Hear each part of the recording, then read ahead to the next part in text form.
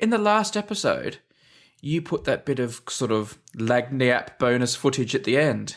And I think you put that lagniappe footage in because it, like, justified you. But I think it justified me. Like, it vindicated my memory. And you think it vindicated your memory. I put that little audio clip at the end in to vindicate me. However, there was a problem when I exported it, that it did not include your audio. It only included my audio. And if you only listen to my side of the conversation, it definitely sounded like you were right. But trust me, people, I was right. I think That definitely would not work in court. No, that wouldn't work in court. I'm presenting this evidence, Your Honour, and it actually makes my client look guilty, but trust me, it makes him look not guilty. We have very little follow-up before we get to the business of penguins and politics, which I think are going to dominate this podcast.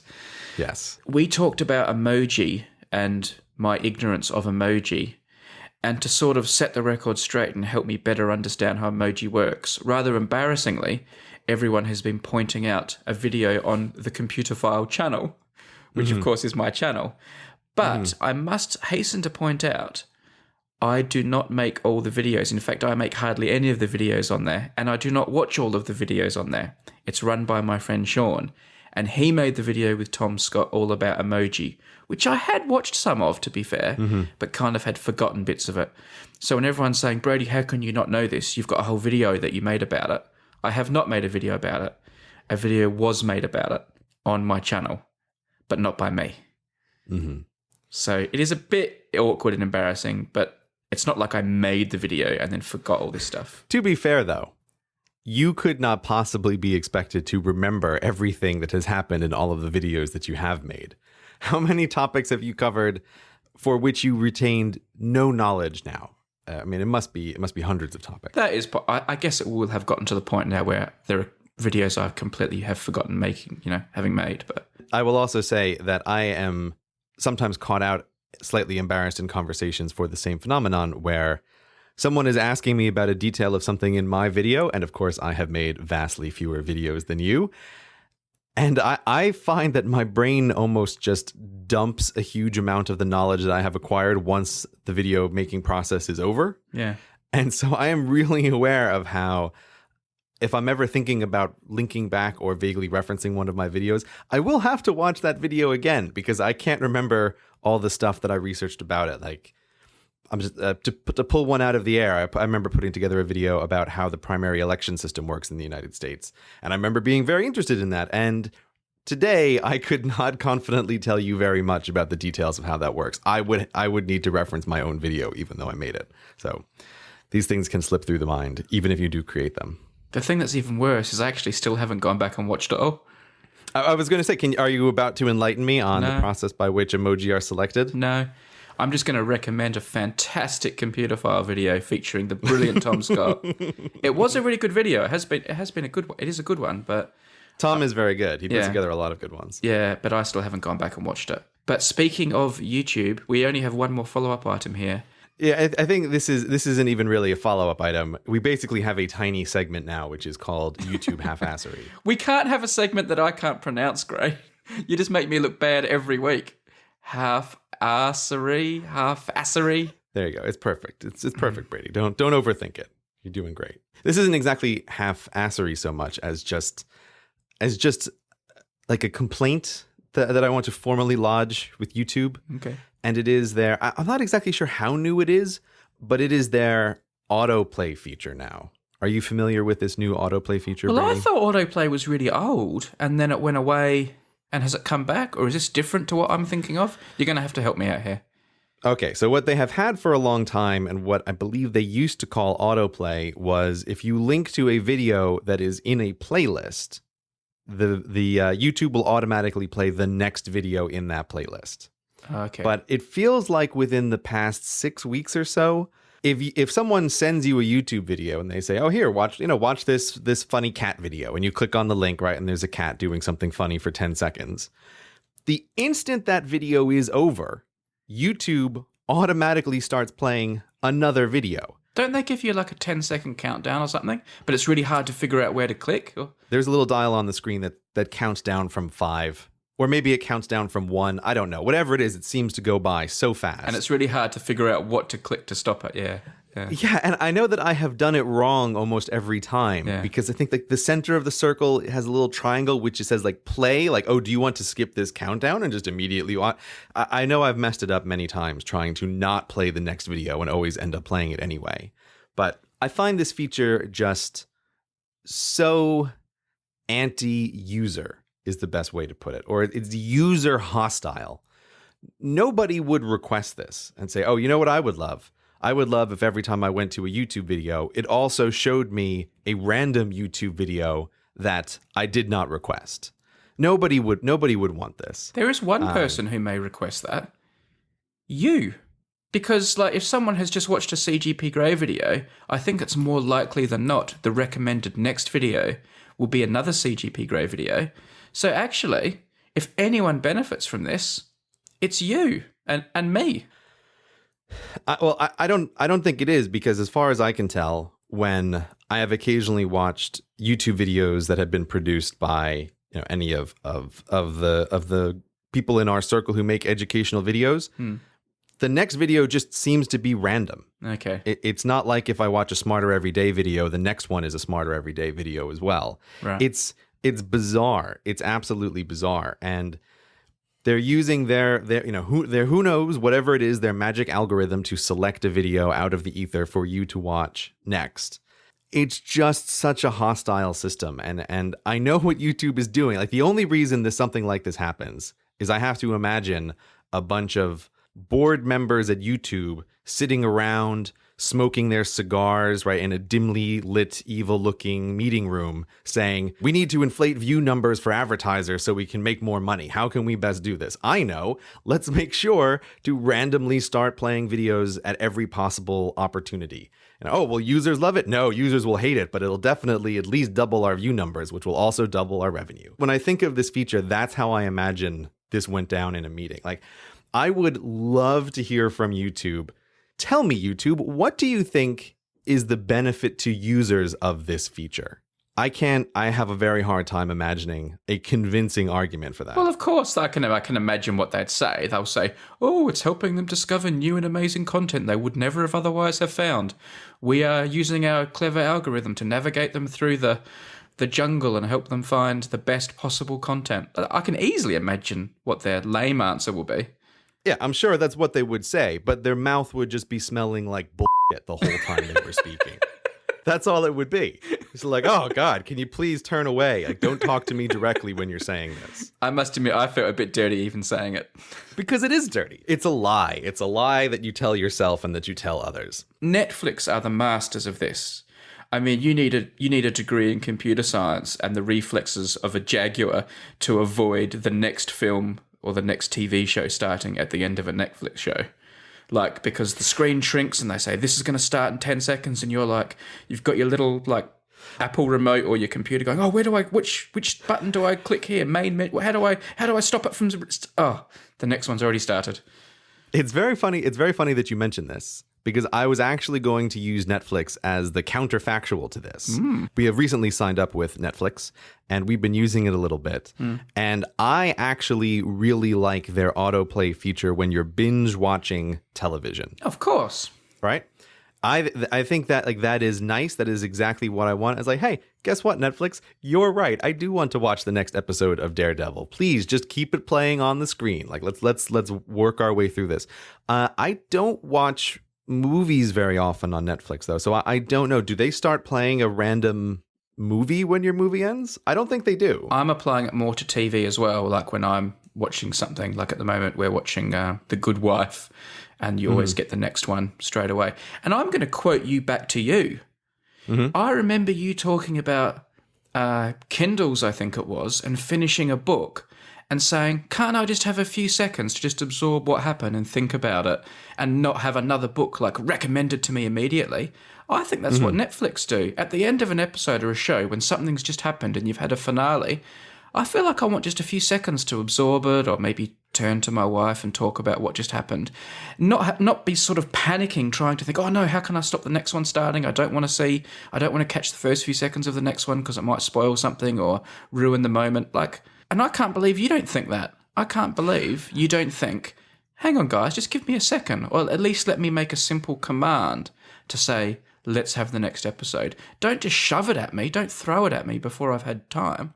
Yeah, I'm realizing actually last night we did watch in my house a movie on Netflix, and it did not auto recommend another movie. Right. And I would completely feel that way of, hey guys, give me a second. You know, I've just watched The Hobbit, and I need a little time to just recover. To grieve. You can't start playing Legally Blonde right away because it's just too much. It's too much of a tone shift.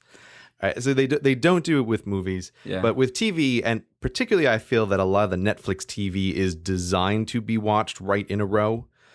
So I don't have that feeling at the end of an individual television episode. Usually at the end of a TV episode, my exact thought is, I need the next one right now. I'm not saying don't make it easy to watch the next one. I'm just saying don't make it almost compulsory and difficult to avoid.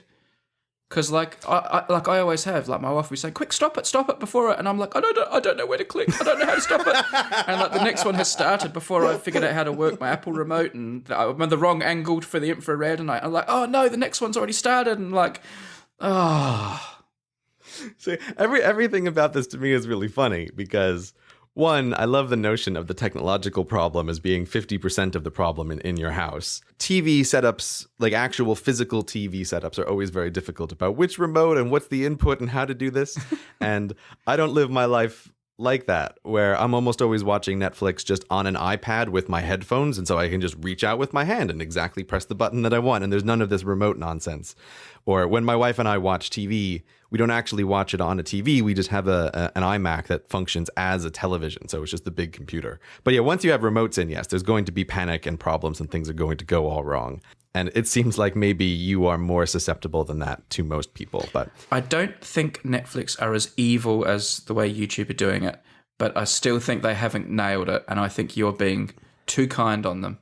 I would say that the Netflix feature can be genuinely customer-centric. And you know that it is because they don't have ad numbers that they are potentially trying to inflate. And as far as I can tell, they are always showing you the next thing in a sequential series, as opposed to YouTube, which almost certainly is just trying to inflate ad numbers. And as we have discussed many times, has no concept of serial content, no concept at all. There's just two other minor points while we are talking about this that I just wanted to mention, which when I originally set up my RSS subscription so that people could use RSS to get my videos, I had a huge number of people say, oh, but don't you know on your YouTube channel there's an RSS feed that people can sign up for so they can be notified of when you have a new video up. And since we know that YouTube seems to be changing the way that their business works, one of the things they have now done is they have taken away the built-in RSS feeds. So I've heard from a lot of people who used to be tracking all of their videos from various channels in order with RSS. That is now not an option. YouTube has taken that away. And apparently the subscription section on YouTube that people used to be able to go to see all of the videos, see all the channels that they have subscribed to, it used to have a feature called collections where you could arrange a bunch of channels together to say, oh, I want to see all the new videos from my favorite educational YouTubers. So here's Crash Course, and here's periodic videos, and here's CGP Grey, and I can see new ones from this group. And I got a whole lot of emails from people saying that YouTube has also removed this feature.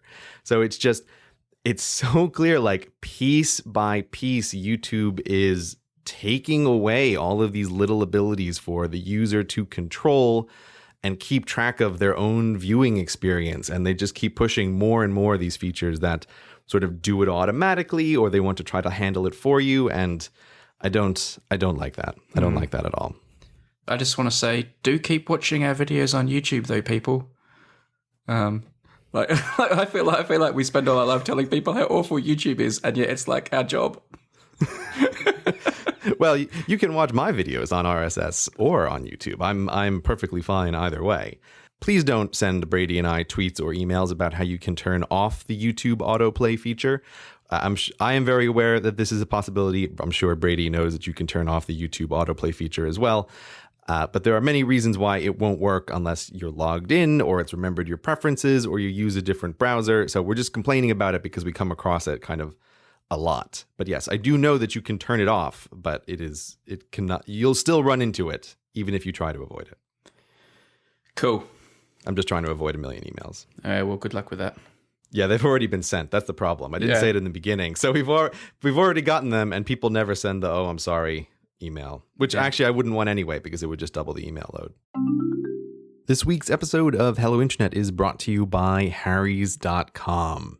Harry's was started by two guys passionate about creating a better shaving experience for all men. Not only does Harry's deliver a superior shave, but they also cut out the middleman and offer an amazing shave at the fraction of a price of drugstore brands. Their starter kit is just $15. That includes the razor, 3 blades, and your choice of Harry's shave cream or foaming shave gel.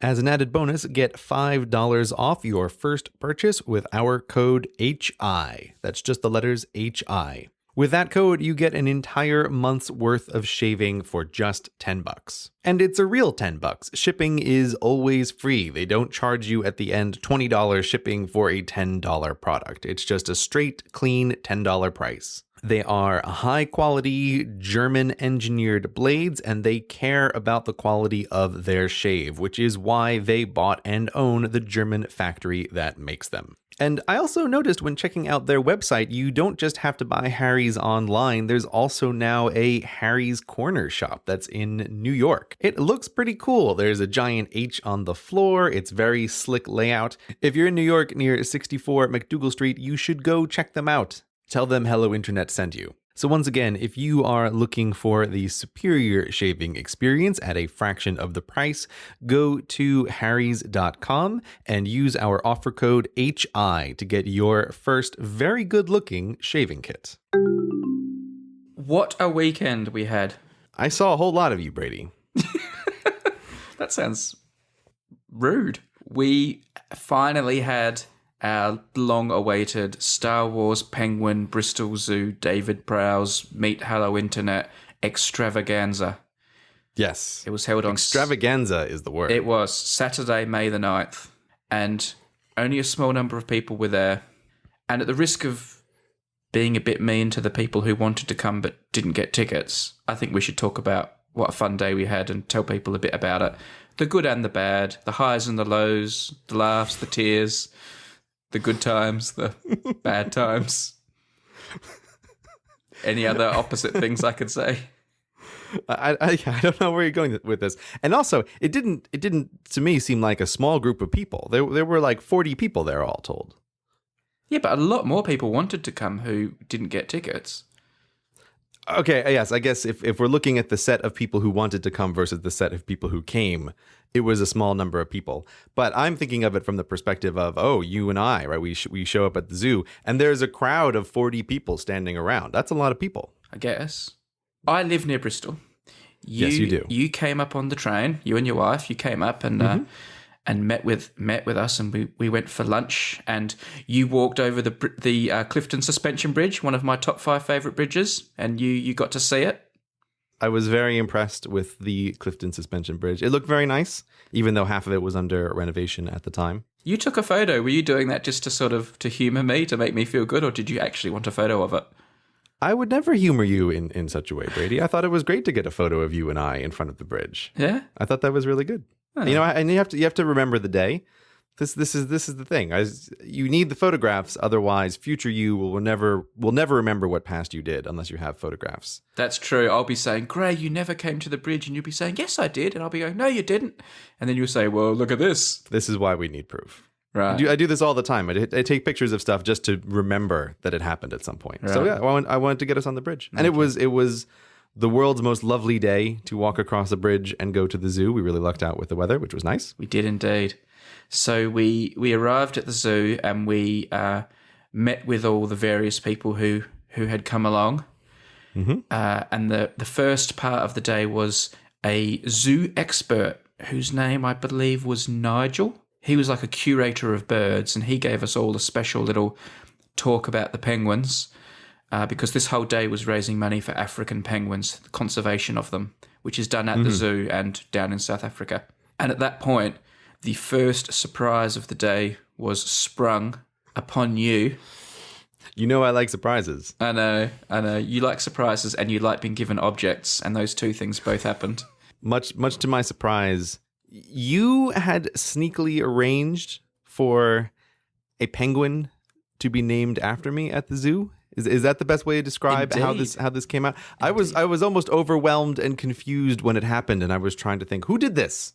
And I think you did this. You arranged this. Well, I suggested it. It's actually very unusual for animals at the zoo to be formally named. Mm-hmm. And I think only one or two penguins of the numerous penguins at the zoo have names. But because we managed to, with the help of our viewers, raise so much money for the conservation of penguins, and because maybe they just thought we were nice guys, the zoo said, okay, we're going to name a penguin CGP Grey. And they had a couple of newborn chicks. So I went along on the Thursday before and said, all right, let's get some photos and video footage of the penguin. So when Grey finds out, I can put a video on YouTube or a blog and we can, show everyone what the penguin looks like. So I went along to the zoo and they had not yet chosen the penguin. And there were two chicks.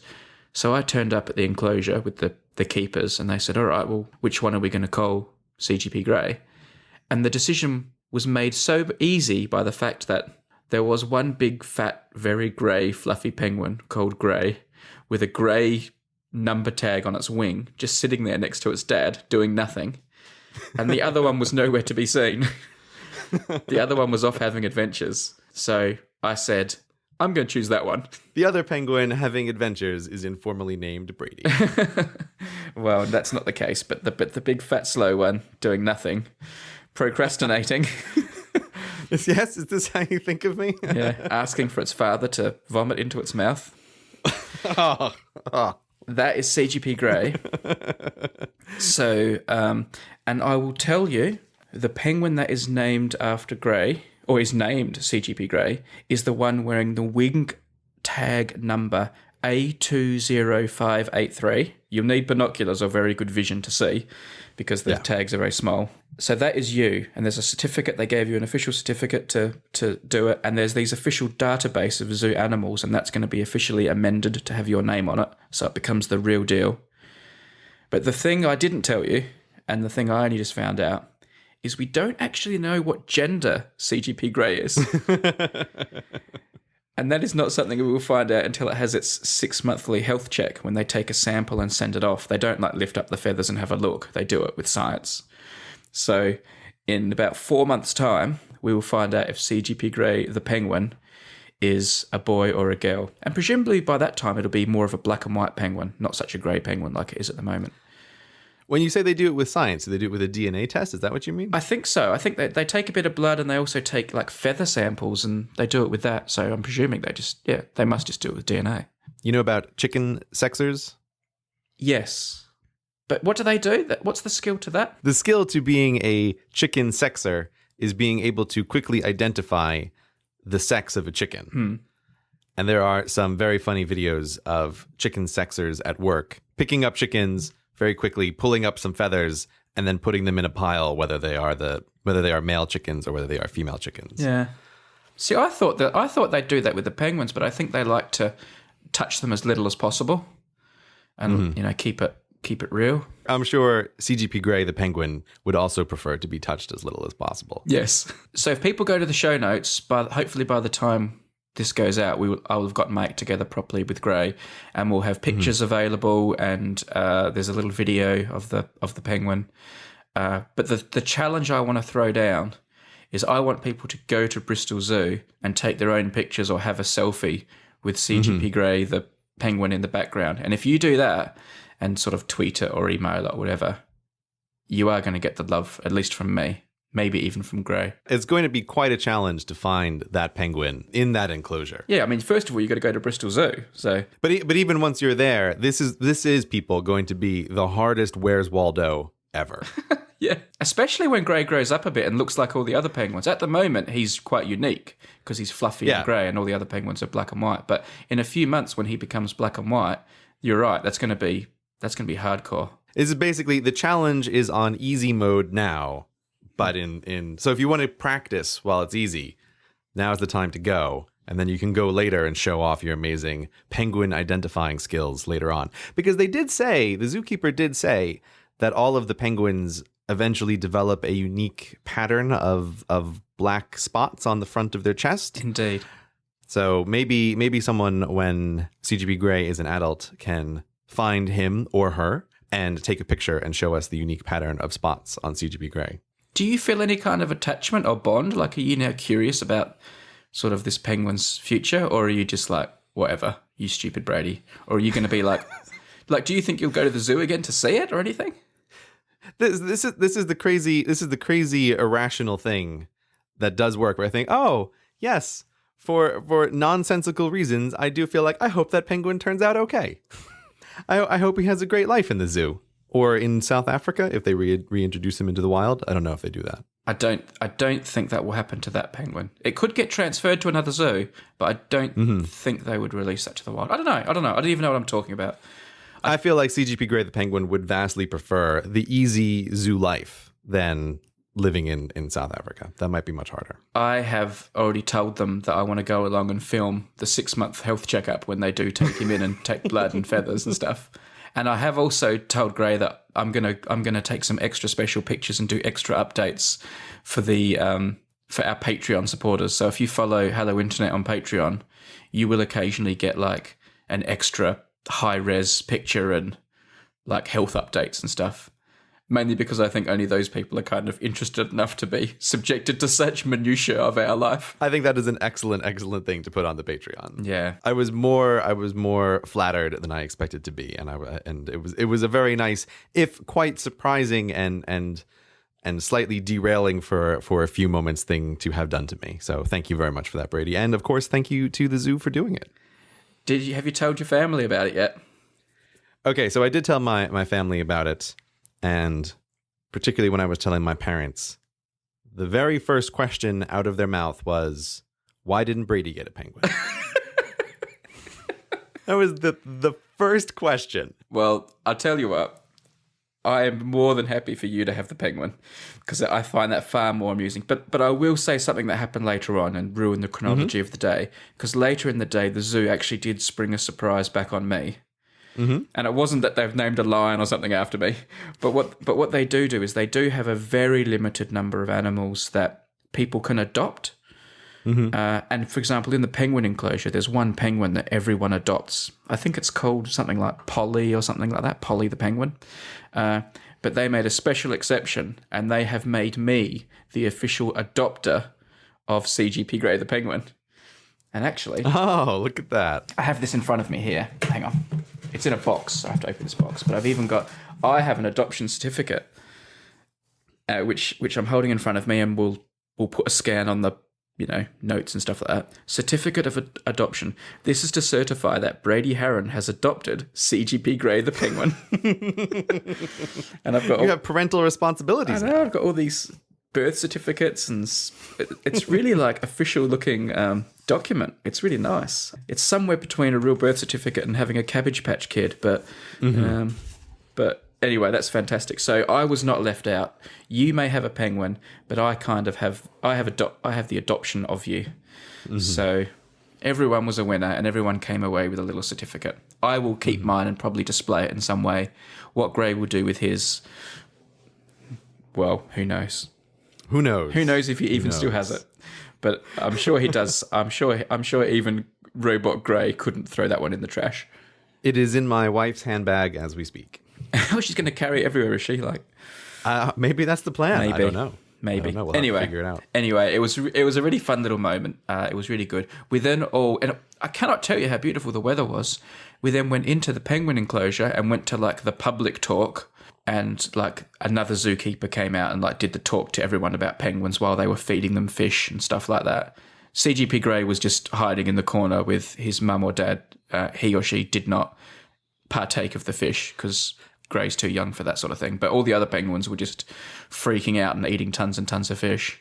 I do have to say that is the moment that I felt the closest to CGP Grey the Penguin, was when there was a huge amount of activity and hustle and bustle going on in this penguin arena, and he or she decided that the corner was the best place to be. The corner behind a bush, basically by himself. Well, asleep if we're going to be honest. The CGP Grey was sleeping the whole time. And there was a moment when the zookeeper sort of said, oh, and by the way, thank you to Hello Internet for coming and your support for the penguins. Like, she'd obviously been told to say this and clearly had no idea what Hello Internet was. And it sounded like the most robotic thank you, but it was really funny. And yet I felt strangely proud.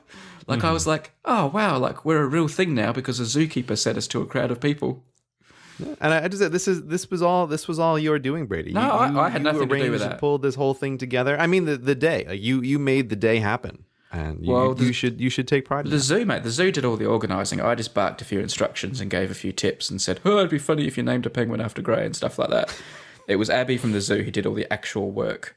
So thank you to her. So anyway, now all of this time, by the way, not only were we joined by 30 to 40 Hello Internet listeners, we were joined by David Prowse, Darth Vader himself. He wasn't just going to swan in at the end. He actually came and listened to the talks and was hanging out with us. It was great. I got a chance to shake the hand of a man who has crushed many people's throats through telekinesis. It was quite the honor. It was good. So from the penguin enclosure, although it was a beautiful day, we did what all kind of nerdy people do and went inside to watch videos. Honestly, that did feel like the most perfect moment for us. Like, look at this beautiful day. We're going to go inside and watch a movie. Yeah. So we went into a nice little sort of education centre they have at the zoo where they'd set up a little makeshift cinema. We were given some biscuits and some tea, and we hung out a bit, and then we all took our seats, and it was time to watch. It was time to watch Star Wars Episode 4, A New Hope, with Darth Vader in the audience. Yes. It was a special time, wasn't it? It was a very special time. It was a very special time. Now, I want to say something about this little moment. We're watching Star Wars. We're sitting down, the lights are off, the movie begins. And the way this worked is, when we were talking about originally what we were going to be watching Star Wars, one of my initial concerns was, which version of Star Wars are we going to watch? Is the zoo just going to handle this? How is this going to work? And I wanted to make sure that we watched a version that I may have. Okay, I'm not going to deny it. A version that I do have, which is the Star Wars despecialized editions.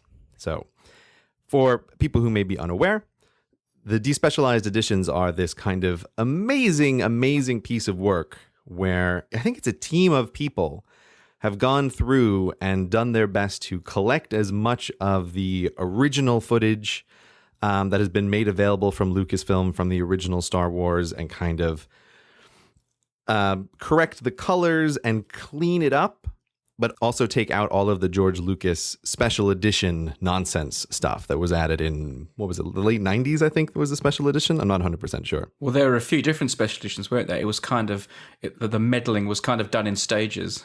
That was one of the things as well. There are several versions of this, but I don't know exactly who is behind this, but I can tell you that if I was in charge of the government, I would give the people who have done those despecialized editions a medal of cultural preservation of the highest order.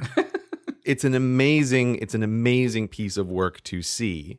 The only thing that's a little bit weird about watching them is that the resolution sometimes flips a bit from kind of low resolution footage to high resolution footage if they weren't able to like get a couple of shots in high resolution, because the only high resolution versions available are ones with specialized crap all over them. Yeah. So the way this worked is we discussed it and we're like, okay, obviously we have to watch the despecialized editions. So in my defense here, Gray, you didn't even have to tell me this. I basically came to you and said, this is what we're going to do. And you were like, of course. You were like, I felt like you were a bit proud of me. Like I said, we're going to go for despecialized, aren't we? I had already thought about this and taken the bull by the horns. I had already discussed this with the zoo. Like I was all over this. I didn't need to be told this. To be fair, of the two of us, I would probably say that you are the bigger Star Wars fan. I think if you could rank Star Warsitude, you would be higher on this than I am. Right. And we've discussed this many times. I think it's because you are slightly older than I am. I can't remember. Did you see them in the theaters or not? I don't remember. I saw the only one I saw in the theater was Return of the Jedi. But okay, yeah, that would make sense. Yeah. So yeah, I never saw any of them in the theater. I only ever saw them on VHS as a kid. Yeah. So, but anyway, this is all to the side. So yeah. I had given you the despecialized edition, and then you gave the despecialized edition to the zoo. Well, you'd actually given it to me quite a long time ago, like almost a year ago. Right, yeah. Whenever we first started talking about this, I gave it to you, and then I think the day before the zoo, I gave it to you again just to make sure. I was like, oh God, we got to watch the despecialized edition. You sent it to me again, but I said, don't worry, I've already given it to them. I sent it to them. I said, this is the one to show. They said, we'll have a DVD as backup. And I said, don't worry, this is the one to show. And I had electronically sent it to them. I said, make sure this works, play it up on the big screen first. If there's a problem, let me know. I'll bring it on a USB. But, you know, this is a very particular version we want to show. And they didn't know from Adam, but they were like, all right, we'll just play what you right. what you send. I'm absolutely sure that the zookeepers were like, okay, nerds. Like, I don't know why you're being so picky about this, but whatever, guys. Yeah. But this is basically the nerd equivalent of like, there can be no green M&Ms in our M&M bowl. Like, it has to be this exact file. Like, okay, guys. Yeah. But so anyway, when we start to watch the movie, suddenly there is a moment where there are stormtroopers riding dinosaurs, basically. And I thought, oh my God, this can't be. But I was confused because I thought, wait, it's been a long time since I watched the despecialized edition. Were there some shots that they just couldn't get clear versions of? And so were there a couple of shots with specialized stuff in it? Yeah, they had to just throw their arms in the air and say, we can't save that one or something, yeah. So, but as the movie is going on, I'm kind of getting more and more confused, and I'm seeing stuff from the specialized edition, but there's also a couple of shots where I'm thinking, no, I know that one Lucas put extra crap in, but the extra crap isn't there. So do I just badly remember the despecialized edition? I basically was having a kind of anxiety attack in the back of the movie theater, trying to think about like what possibly happened. And like, am I just misremembering? I thought the despecialized edition was the greatest thing that humanity has ever produced. You were giving out medals a minute ago. I know. And then I was like, do I just not remember it? In particular, there's a thing, like there's one shot where R2-D2 is hiding in a cave, and I know for a fact CGI rocks were put all in front of him in a way that makes no sense, but that wasn't in this version. So I was like losing my mind.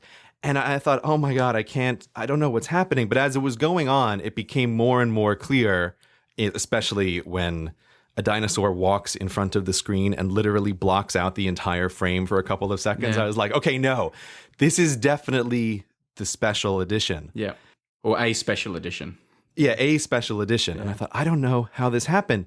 And I thought I gave Brady the file, and I know Brady passed it on, and I thought, oh my God, I have made a terrible mistake. Like, well, what did I do? And I'm trying to pull out my phone and look on Dropbox to see like which version of the file did I give. But you live on like the outer rim planets, so you have no cell phone connection anywhere in that whole town, as far as I can tell, which is a slightly other complaint of mine.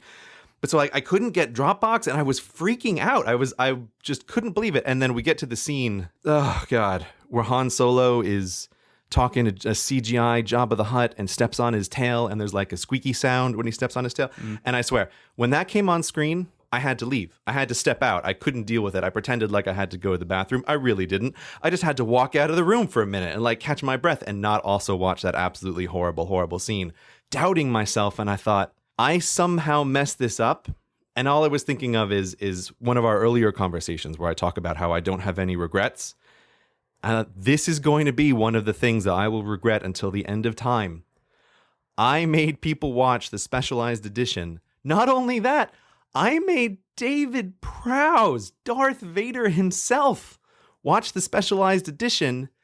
And if it couldn't be any worse to add one additional dagger into my heart, there were 3 people with us that day who had never seen Star Wars. Absolute Star Wars virgins. And what do they see for the first time? the Specialized Edition. And I did not know how this happened. Yeah, so I have to say my heart sunk as well, and I did have a bit of a moment, not least of all because I'd told people before the screening that we were going to watch the despecialized one as well. So I'd kind of bragged that, don't worry, we've got it under control, guys. And then we showed them that some of those nonsense scenes. But I have to say, after I got over the initial shock, I didn't take to it quite as badly as you, but it certainly was a cock up of some scale.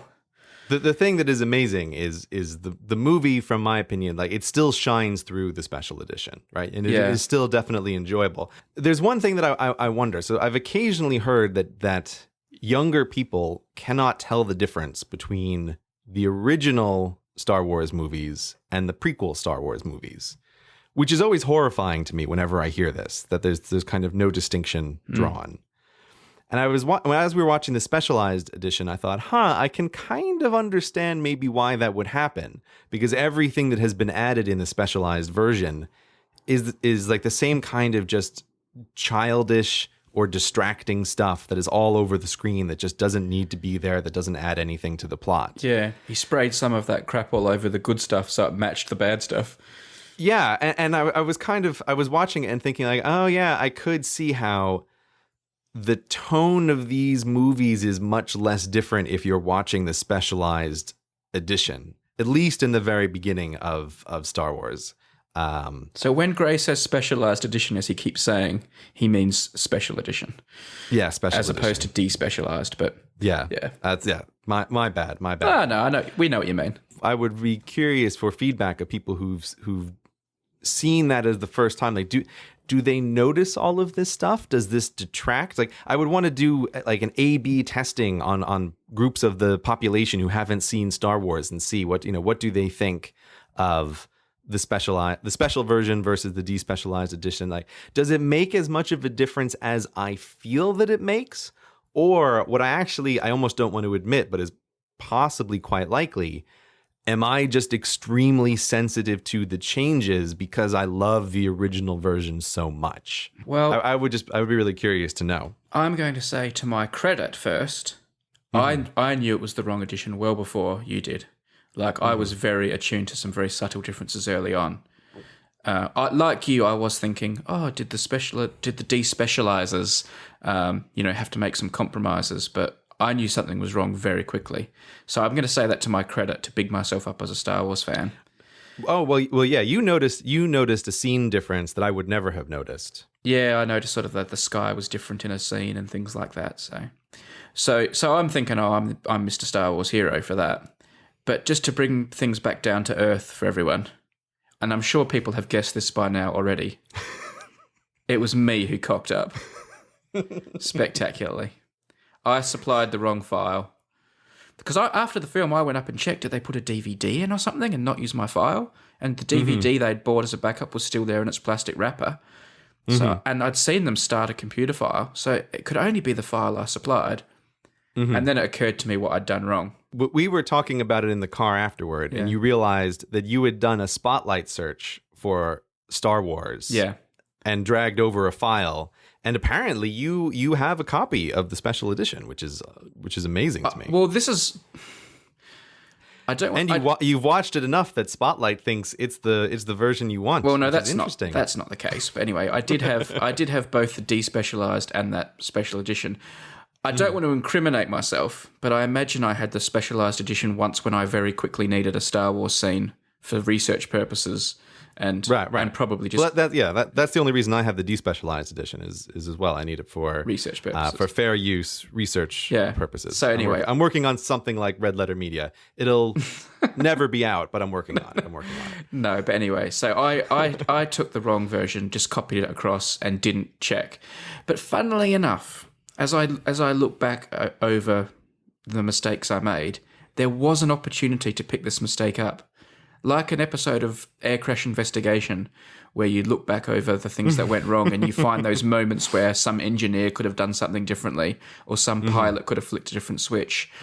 I did have that moment where I could have saved the day because I did check a few days before just to make sure the file worked. Like, does this video even play? Are the end credits there? Is the start there? And are there scenes in the middle? So I randomly looked at a scene in the middle of the film. And by coincidence, it was the scene where Han Solo has his little interaction with Greedo in the cantina. Of all the scenes, that one, I know. how interesting. So I watched and thought, okay, let's watch to see if the shooting happen. And the shooting happened, and it had that, extra blast that was added where Greedo shot first. And I was like, oh, so in the despecialized edition, that's what was there. That's interesting. I never knew that. And thought no more of it. So after telling everyone beforehand that I'd got a good edition and telling Gray and that I stuffed up. And actually, I have not yet apologised to everyone who came for that mistake. So this is my public apology. It's my mea culpa. It was entirely my fault. It was not my intention. I'm embarrassed by it. I'm not surprised by it because I'm rubbish and always stuff things up. But there you go. Sorry, Gray. Sorry, Zoo. Sorry, everyone. I want to be clear. I'm not going to let you take 100% of the blame because I was thinking later on. Initially, when I found out it was you, I had this huge oh, thank God, sigh of relief. But later on, I decided no, I should have handled this the same way that I did in a lot of moments when you're teaching, where everybody triple checks stuff. And so I thought I should have checked the file as well. I should have had a backup. So this is also partly my fault. I will not let you take 100% of the blame. That's kind of you. I mean, I don't agree, but you can have 5%. You can have 5% of the blame if it makes you feel better. So I will take 40% of the blame. Afterward, the man himself comes up. The movie has ended.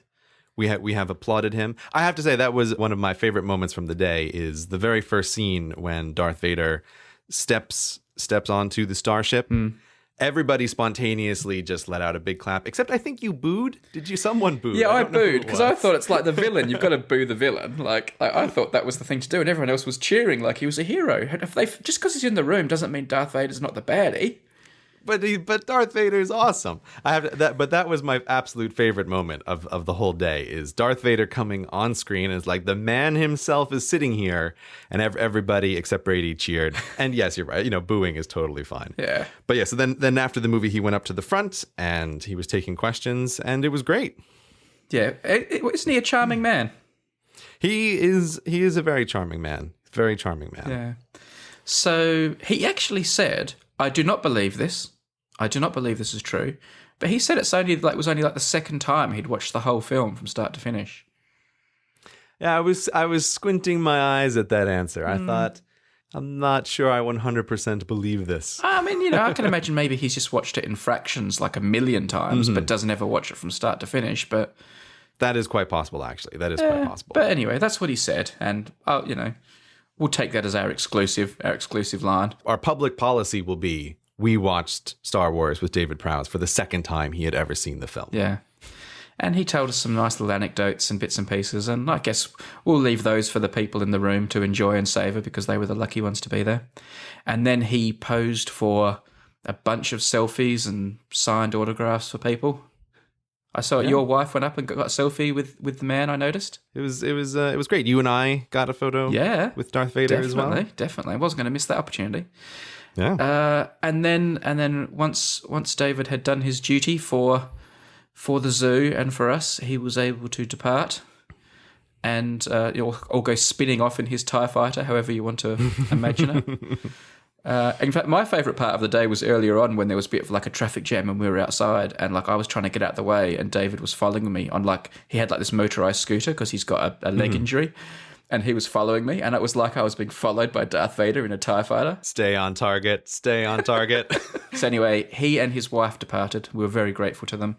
And then we had a chance to hang out with people and also do some selfies. And we did say we were going to do some signatures, and I thought we might have to sign a few posters and things like that.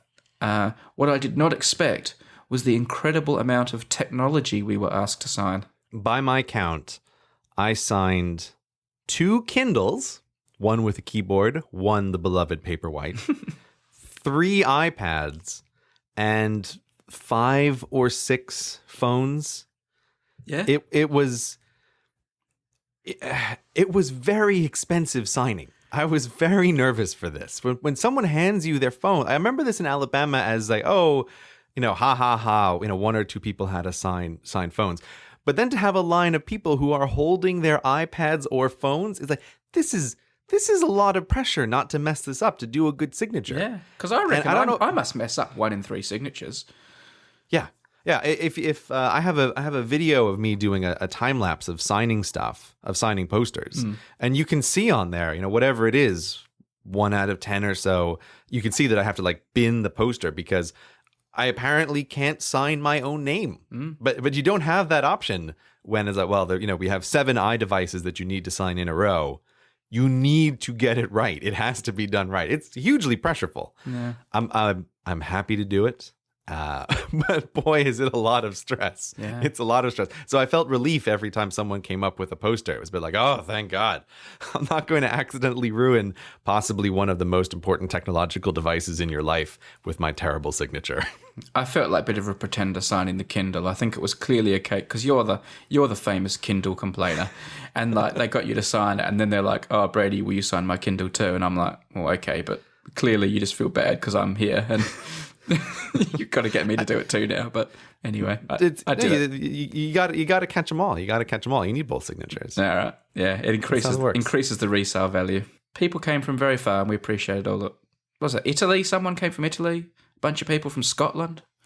Yeah, there was someone from Boston as well. It was good. I was doing my best all day long to try and be able to talk to everybody at least for a little bit. And the group was, as always, big enough to be slightly intimidating, but small enough that I felt like, oh yeah, I did get a chance to say hello to everybody, and that is genuinely nice. I mean, as I kept saying to everybody on the day, it is also just a kind of very strange experience from my perspective. But it was really good to be able to meet people and say hi. And I really like the whole format of the day of, oh, we have stuff to do. Like we're just a group of people, and oh, we're going to the zoo and we're going to look at penguins, and now we're going to watch a movie. It had a very, very different feeling to something like Alabama, which was an event. So I quite enjoyed today, and I felt, for me anyway, it made it much more natural to just kind of talk to people as we're walking around and doing stuff in the day. So I had a pretty good time, although I was very exhausted by the time it was over. Yes, and I had an excellent time too. Thank you, everyone. One more time. Thank you, people. Thank you, Zoo. And we look forward to seeing your pictures with CGP Grey the Penguin. Thanks, everyone. Now, most importantly, after this, you came back. I don't live in Bristol. I live outside Bristol. You came back to my place because you decided to spend the night down this part of the world. So you stayed at our house, and you got to meet Audrey. Yes, I stayed at Chateau Haran. You did, and I did get to meet Audrey and Lulu. Yeah, I mean, I've met Lulu before. Yes, never touched Lulu because I don't want to make her too nervous or too upset. Did you touch her this time? No, I wasn't going to bother her. You should. No. You make her sound like some savage beast. Everyone touches and pats her. She's lovely. No. It is the exact opposite. It is the exact opposite. She is very calm and she is very sweet. But I feel that with dogs, I don't want to bother them. Right? If she wants to come up, that's perfectly fine. But I was very happy to have Lulu around. But I was not going to go bother her, especially when she's lying on her doggy bed. If a dog is lying on their little doggy bed, that should be a safe space for them. They shouldn't have people coming up and poking them and petting them. They should always feel safe in their little doggy beds. Well, you more than made up for it with the amount of touching of Audrey that occurred. Audrey, however, is a very, very friendly, super happy little dog that I was very happy to pick up and to give belly rubs and to play with and to throw little toys for. And it was very exciting to meet Audrey. So that was also a high point of the trip. I kind of felt like you hogged Audrey a bit from your wife, like, because your wife quite liked Audrey, and you were always the one holding and petting her. I was not doing the hogging. No, that's not. That's not true. That's not true at all. No. Anyway, no. If anything, I got far too little Audrey time. And my wife was constantly holding Audrey, is the way it seemed from my perspective. That's how it is with Audrey. If you haven't got her, like every second you're not holding her seems like an eternity. And yes, Gray did get to see the room that has antlers in it. Before you start doing the thing that you always do, I want to get it on record that I think your house is extraordinarily well decorated. I don't go in there and I'm not like, ooh, repulsed, which is what you always seem to think, but is in 100% not the case at all. I know. And everyone, Gray was very nice. He wasn't making jokes about the house.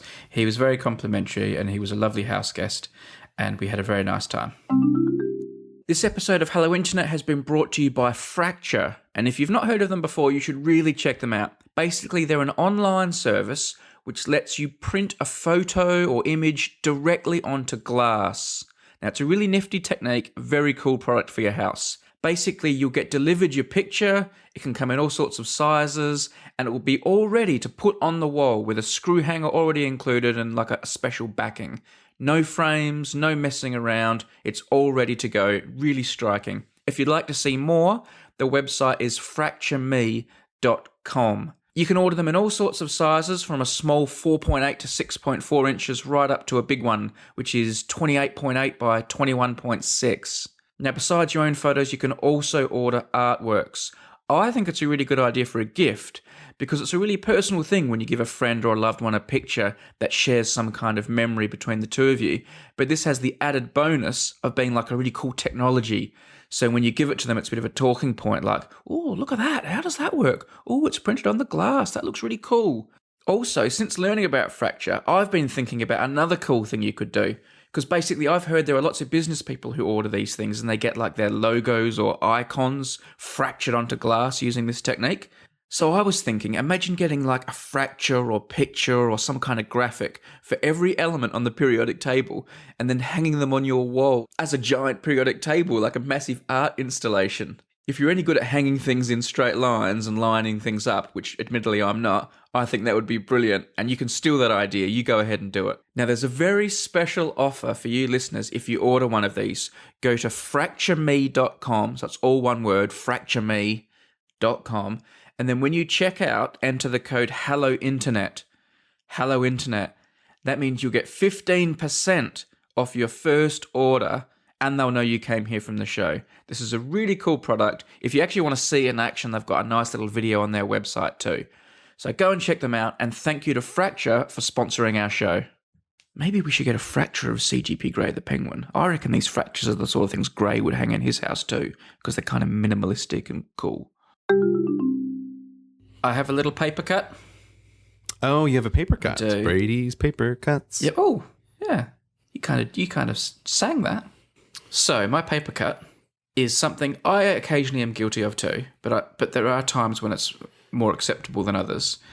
My paper cut is when people send you a link to something in email, but more often on something like Twitter or social media, and they don't tell you what the link is to.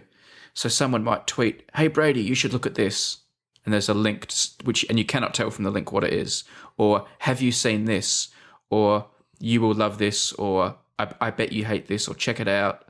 And you have no idea what you're clicking on and what you're going to go to. And it could be something really worthwhile that you're glad you saw, or it could be a complete and utter waste of time. Whatever it is, I know less and less now, because I have pretty much imposed a blanket ban on clicking on links when I'm given no idea what the link is going to be. Is that your hard and fast policy now? It's, well, like all of my policies, it's more honoured in the breach than the observance. But It's porous. yeah, but I am trying.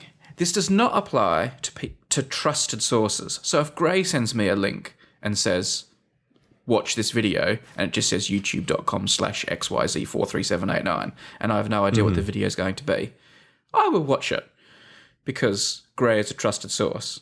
But if someone I've never met before emails or tweets and says, "Brady, you have to see this," I'm not going to click on that, because it could be something awesome, or it could be a complete waste of my time, or it could be a joke or a prank, and I'm just like, no, go away. If they say, "Check this out, Brady," it's, and they tell me what it is, I can then make an informed decision. So do you have a position on this? I mean, surely this comes under some sort of internet etiquette that you will have a policy on and have read about and know all about, because you know everything about the internet. I believe that what people are doing when they do this is they are trying to be intriguing, and they are hoping that their intriguingness gets you to click on the link. Right. I think that's what's going on in people's heads. They are failing. Right.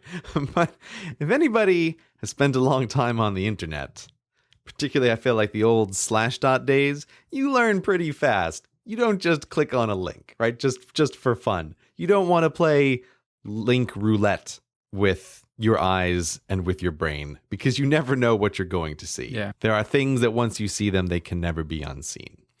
And so, yes, you don't play link roulette when someone just sends you a random link. It's not going to happen. I know tweets have limited characters, but give me some context or at least make your case. I probably still won't click on it because you may then be lying, but that will help. The only thing in my life which is somewhat like this, where I do click on the links, is again when you say someone you know sends you something. Yeah. And there's one person in particular who's kind of bad at this, but lots of people do this where I will just get the people I know who know me well enough to be sending me iMessages will just send me a URL.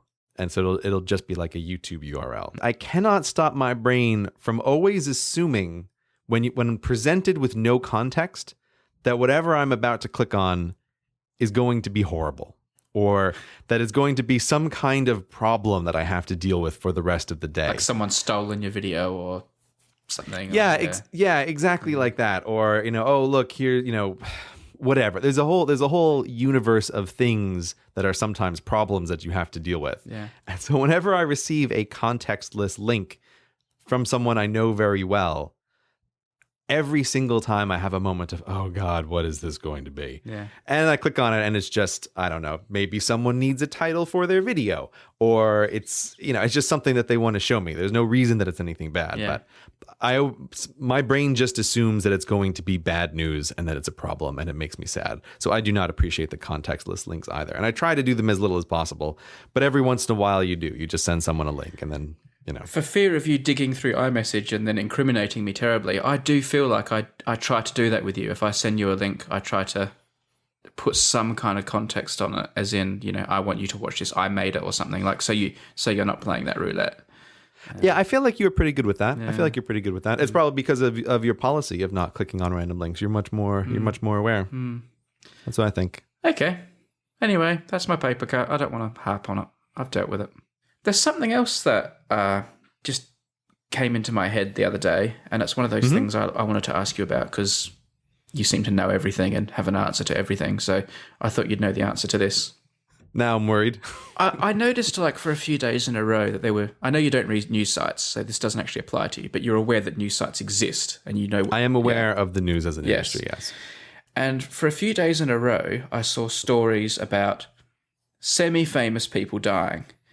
And these were people who, I'm going to be honest, I probably hadn't heard of. Like, this old lady has died and she was famous for some hit song she sang in the 1950s, or this guy directed some film in the 1970s that was really popular and I don't know it. But so you quite often see stories about famous people dying, and sometimes you've heard of them and sometimes you haven't. But there's always one of them every couple of days. So-and-so old person has died at the age of 83. She was a famous ballet dancer from the 1960s and caused a sensation with some controversy or something. And you're thinking, oh gosh. Now, as the media becomes more and more saturated, and I get older and older, is there going to be a time in 20 years or so when there's just going to be so many famous people, or so many people that did things that I may know about, that the news industry is just going to be like 40 people dying a day? Because if I was shown a list of all the people who are older than me, who I may have heard of, that list is going to be massive now. Like, it's going to be full of cricketers and sportsmen and movie stars and politicians, and all these people have to die eventually. And is there going to be a glut at some point as we all get older and older, that every day there's going to be, oh no, now that cricketer who I liked when I was a teenager has died. Oh, and today that TV star who I used to watch in that soap opera in the 1980s died. Like, are we going to get a sudden, is this death thing going to get crazy eventually? Are you worried that newspapers will be filled with the deaths of notable people and they won't have space for other things? No. But what I'm saying at the moment is when someone dies, it's unusual. So-and-so died today. Who would have thought? But that's because the people who are dying at the moment are from an era when there weren't as many famous people.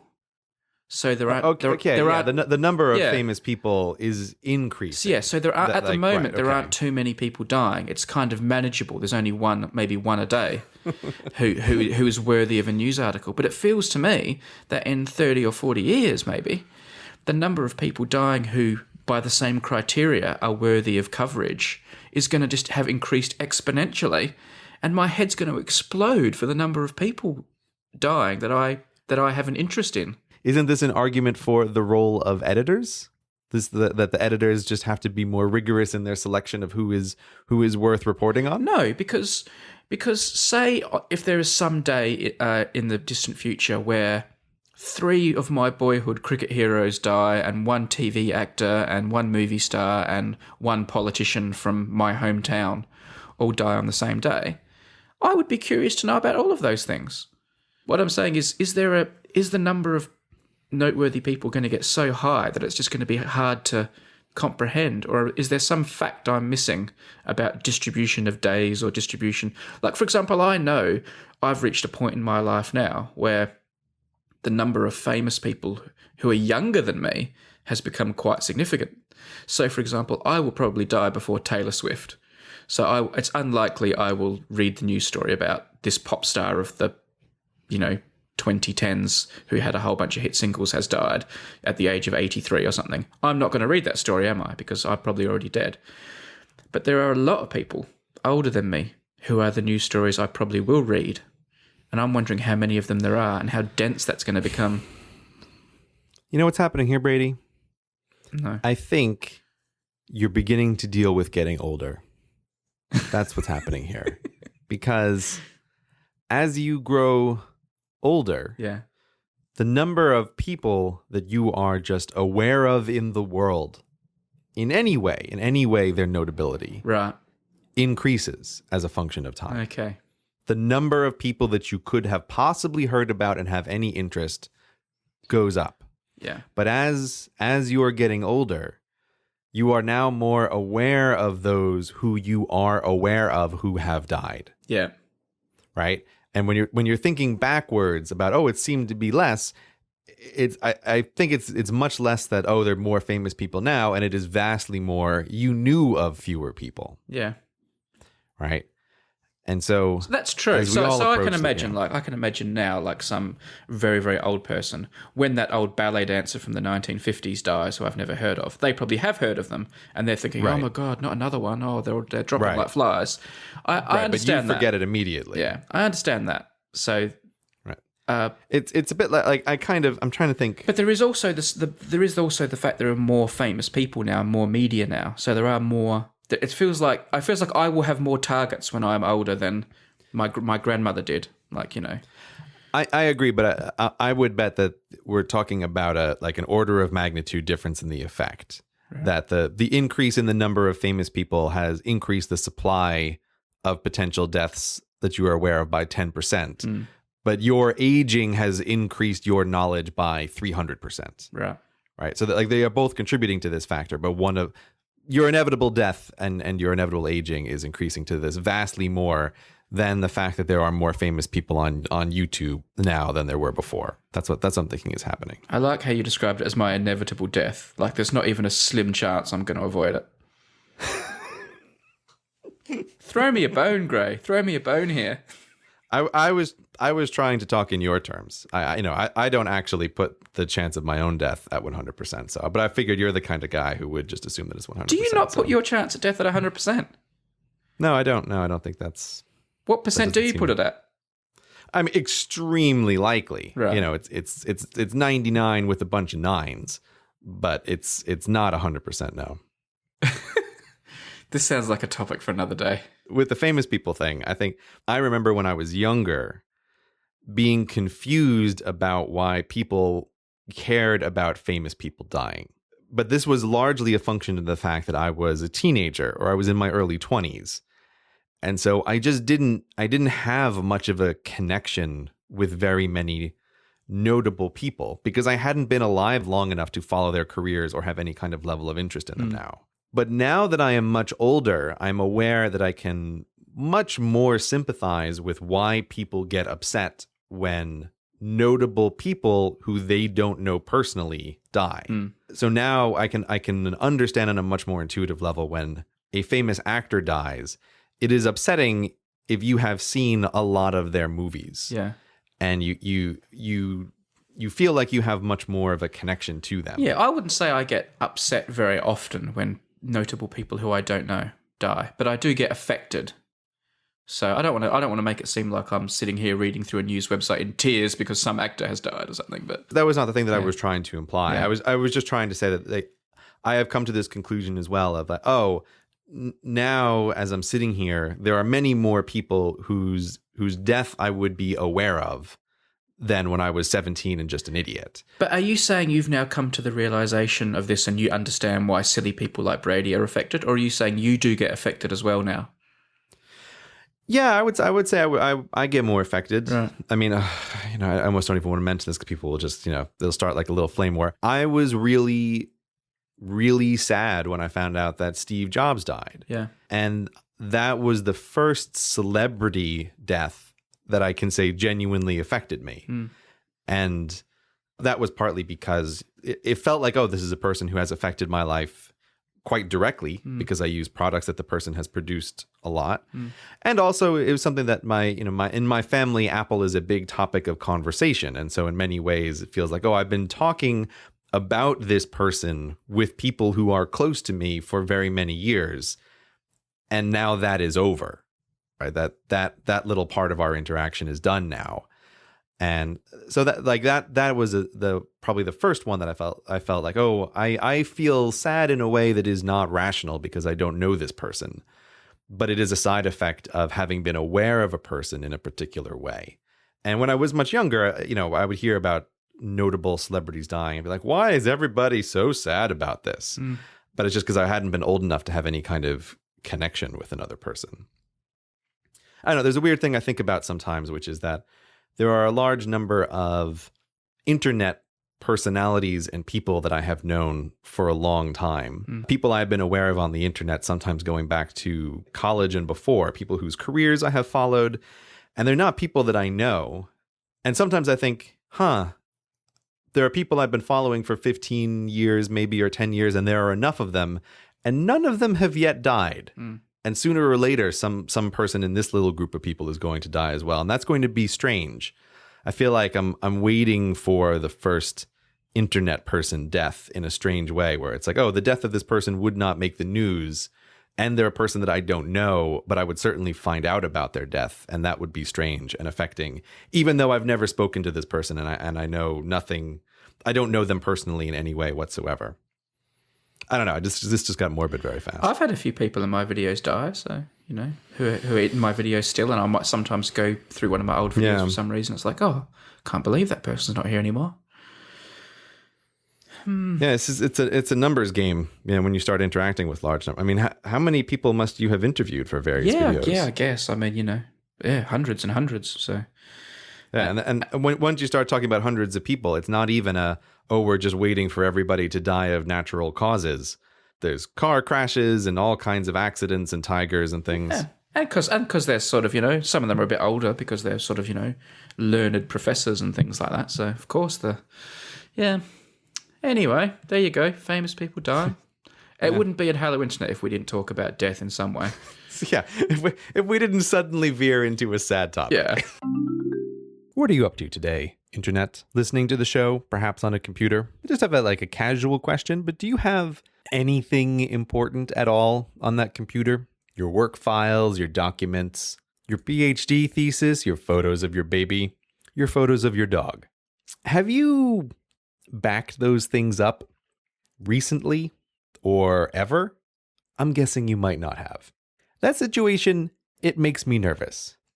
Do your friend Gray a favor and go to backblaze.com/hellointernet and sign up to protect all of the digital files in your life. If you're like me, that might represent a pretty significant chunk of your entire life. Computers, they are wonderful but fragile things. At any moment, a hard drive can go bad, and everything on that hard drive is lost forever. I actually had this happen to me a long time ago before Backblaze existed. When I was in college, I had a hard drive go bad my senior year, and I lost everything I ever made in college. It was pretty disastrous. All that stuff just gone. There was no data recovery place, no nothing. But if you go sign up at Backblaze, my fate will not befall you. Automatically, without even having to think about it, Backblaze will just make a copy of all of your data and keep it safe in the cloud. And then if something goes bad, you can get it back. All is not lost. Backblaze has over 150 petabytes of data on their services, a number so large it's impossible to even begin to understand, and they have restored over 1 billion files for their customers. 1 billion files that might have been lost, but then were saved. If you use Backblaze, you can access your data from anywhere. You can use your iPhone app, you can use your Android app, and you can see what your files are from anywhere in the world. The company was founded by ex-Apple engineers, but they are platform agnostic. It will work on your Mac and it will work on your PC. Now, what does it cost you to preserve all of your digital life? It's just $5 per month per computer for unlimited backup. Do you have a lot of data? I have a lot of data. I couldn't possibly pay by the byte. $5 unlimited? Sold. I have Backblaze running on my computer right now. You should too. Pause the podcast. Go to backblaze.com/hellointernet. It will make me feel so much better. It will allow you to sleep at night. Please do this. backblaze.com/hellointernet. Let's move to a topic that is much calmer, will not incite any emotion, people will be totally cool with, and that is the UK general election. Yes, let's talk politics now. This will be the nice way to calm down, is let's discuss politics. Can I do my big butt covering caveat thing at the start before I start poking you with a stick? Disclaim away. I am not massively passionate about politics.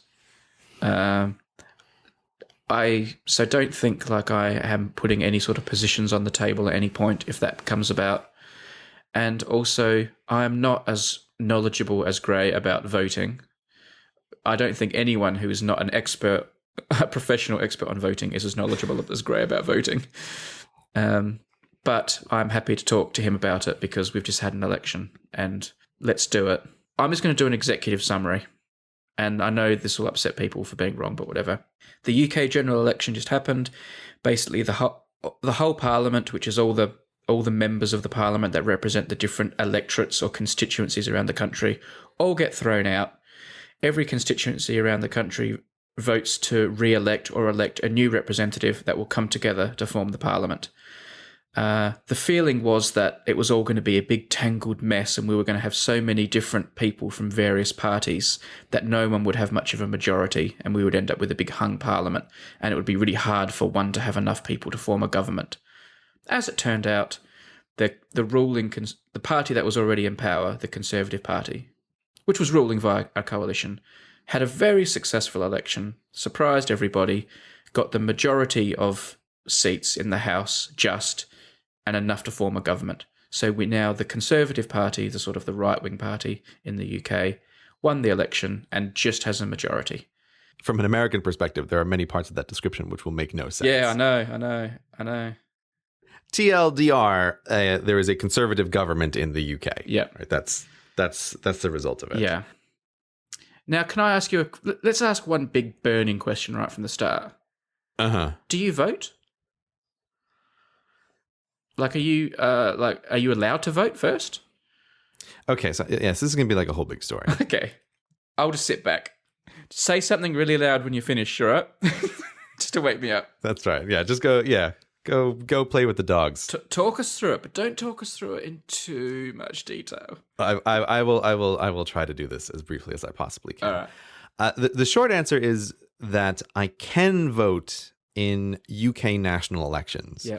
There's this whole complication about the European Union existing and people moving all over the place. But the bottom line is that if, say, someone from Italy moves to the UK, even though they are allowed to live here, they are not allowed to vote in national elections. Right. But the UK has a unique agreement with Ireland, of which I am a citizen, that Irish citizens are allowed to vote in national elections. Okay. So under most normal circumstances, a person in my situation would not be allowed to vote. But because of some particulars, I am allowed to vote. Okay. And just to answer the same question in case it's in people's heads, because obviously I have this Australian accent and I also live in the UK.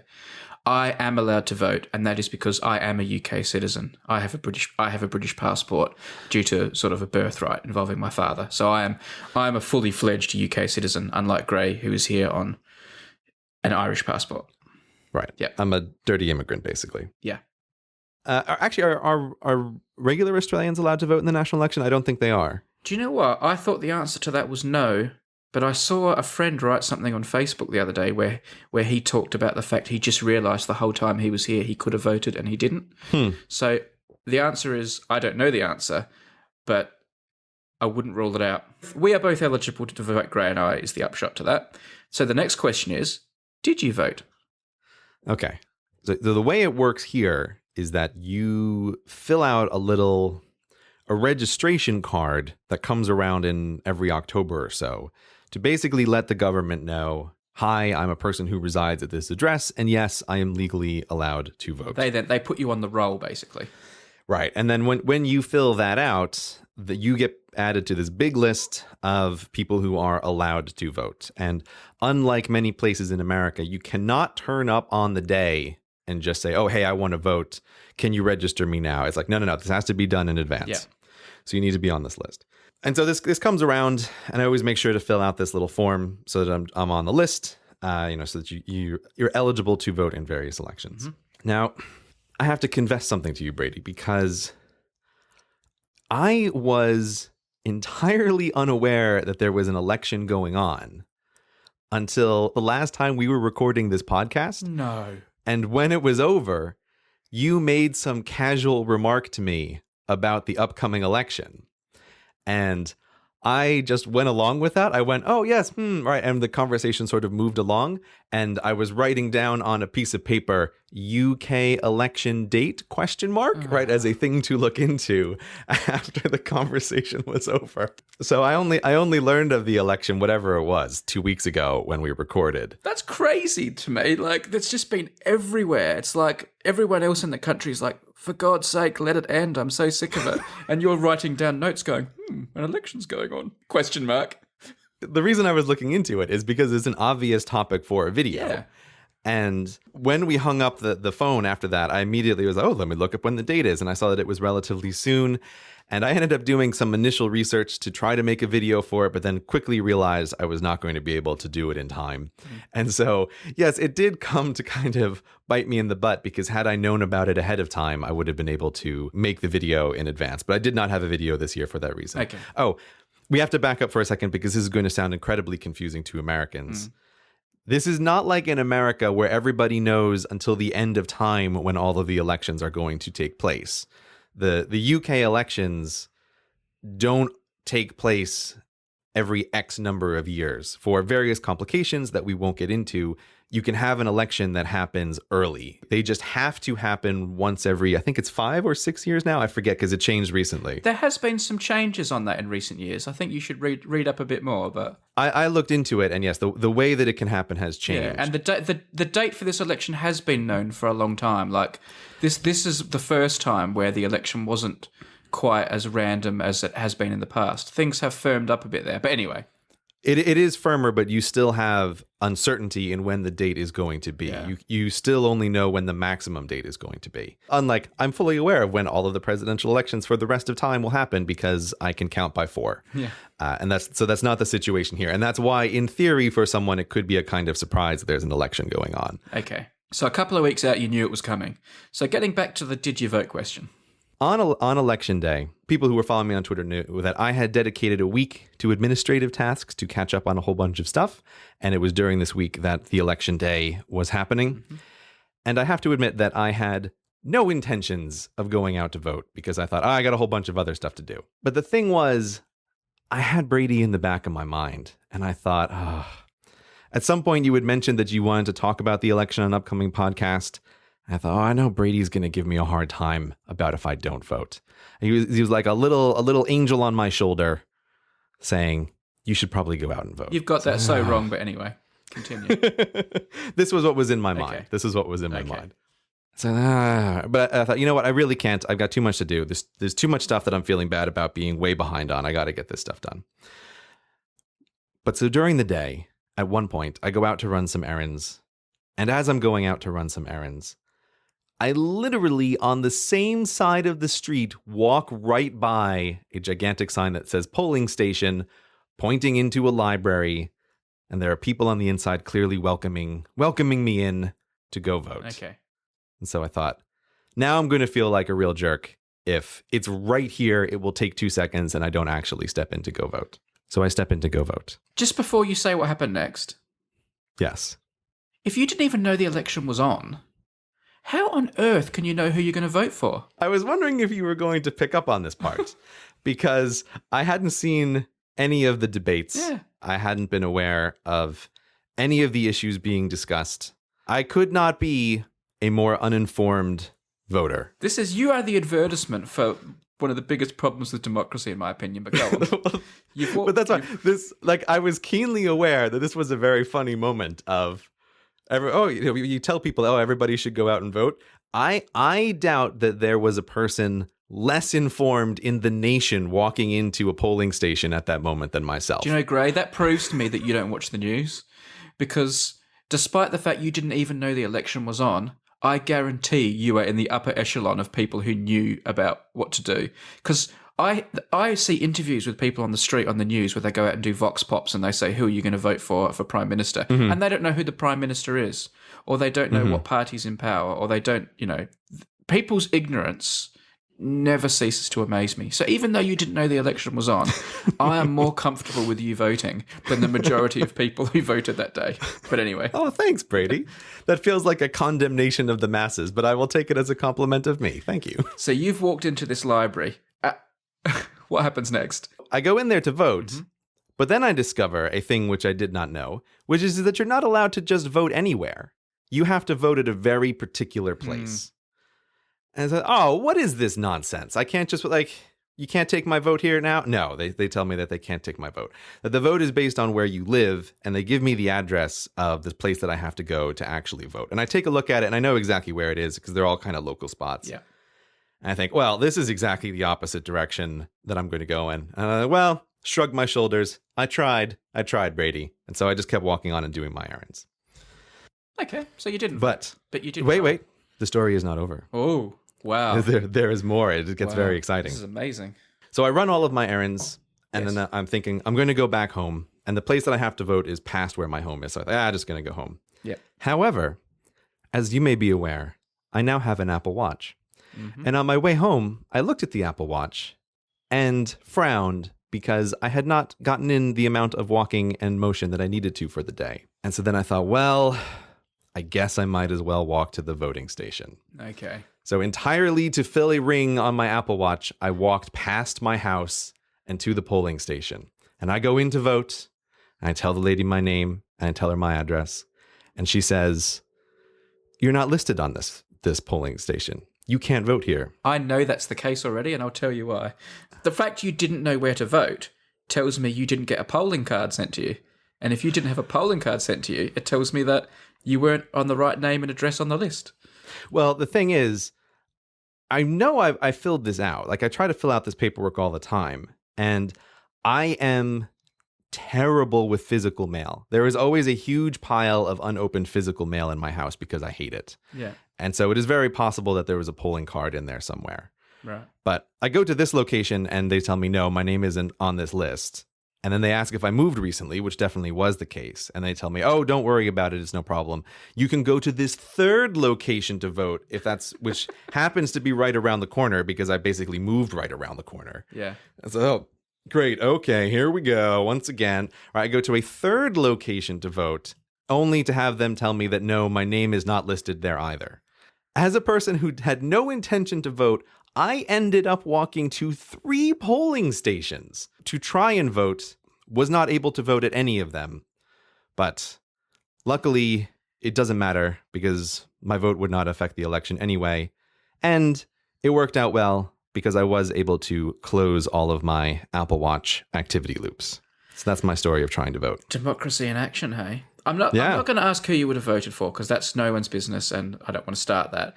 But you did know who you were going to vote for if you got in, or were you just going to look at the paper and see whose name you like the look of, or have you got leanings that would have just said, well, I always vote left or right or centre, and you just would have ticked whoever represented your party of choice? What was your plan? The reason why I felt comfortable going in and voting, even though I knew literally nothing about any of the politics or any of the people involved in these politics, was that I had a vote that was a kind of strategic vote that was not relevant to the particular policies of any of the parties. Okay. So that's why I could feel like, oh, I can go vote in good conscience, as opposed to just like, randomly scribbling next to a name.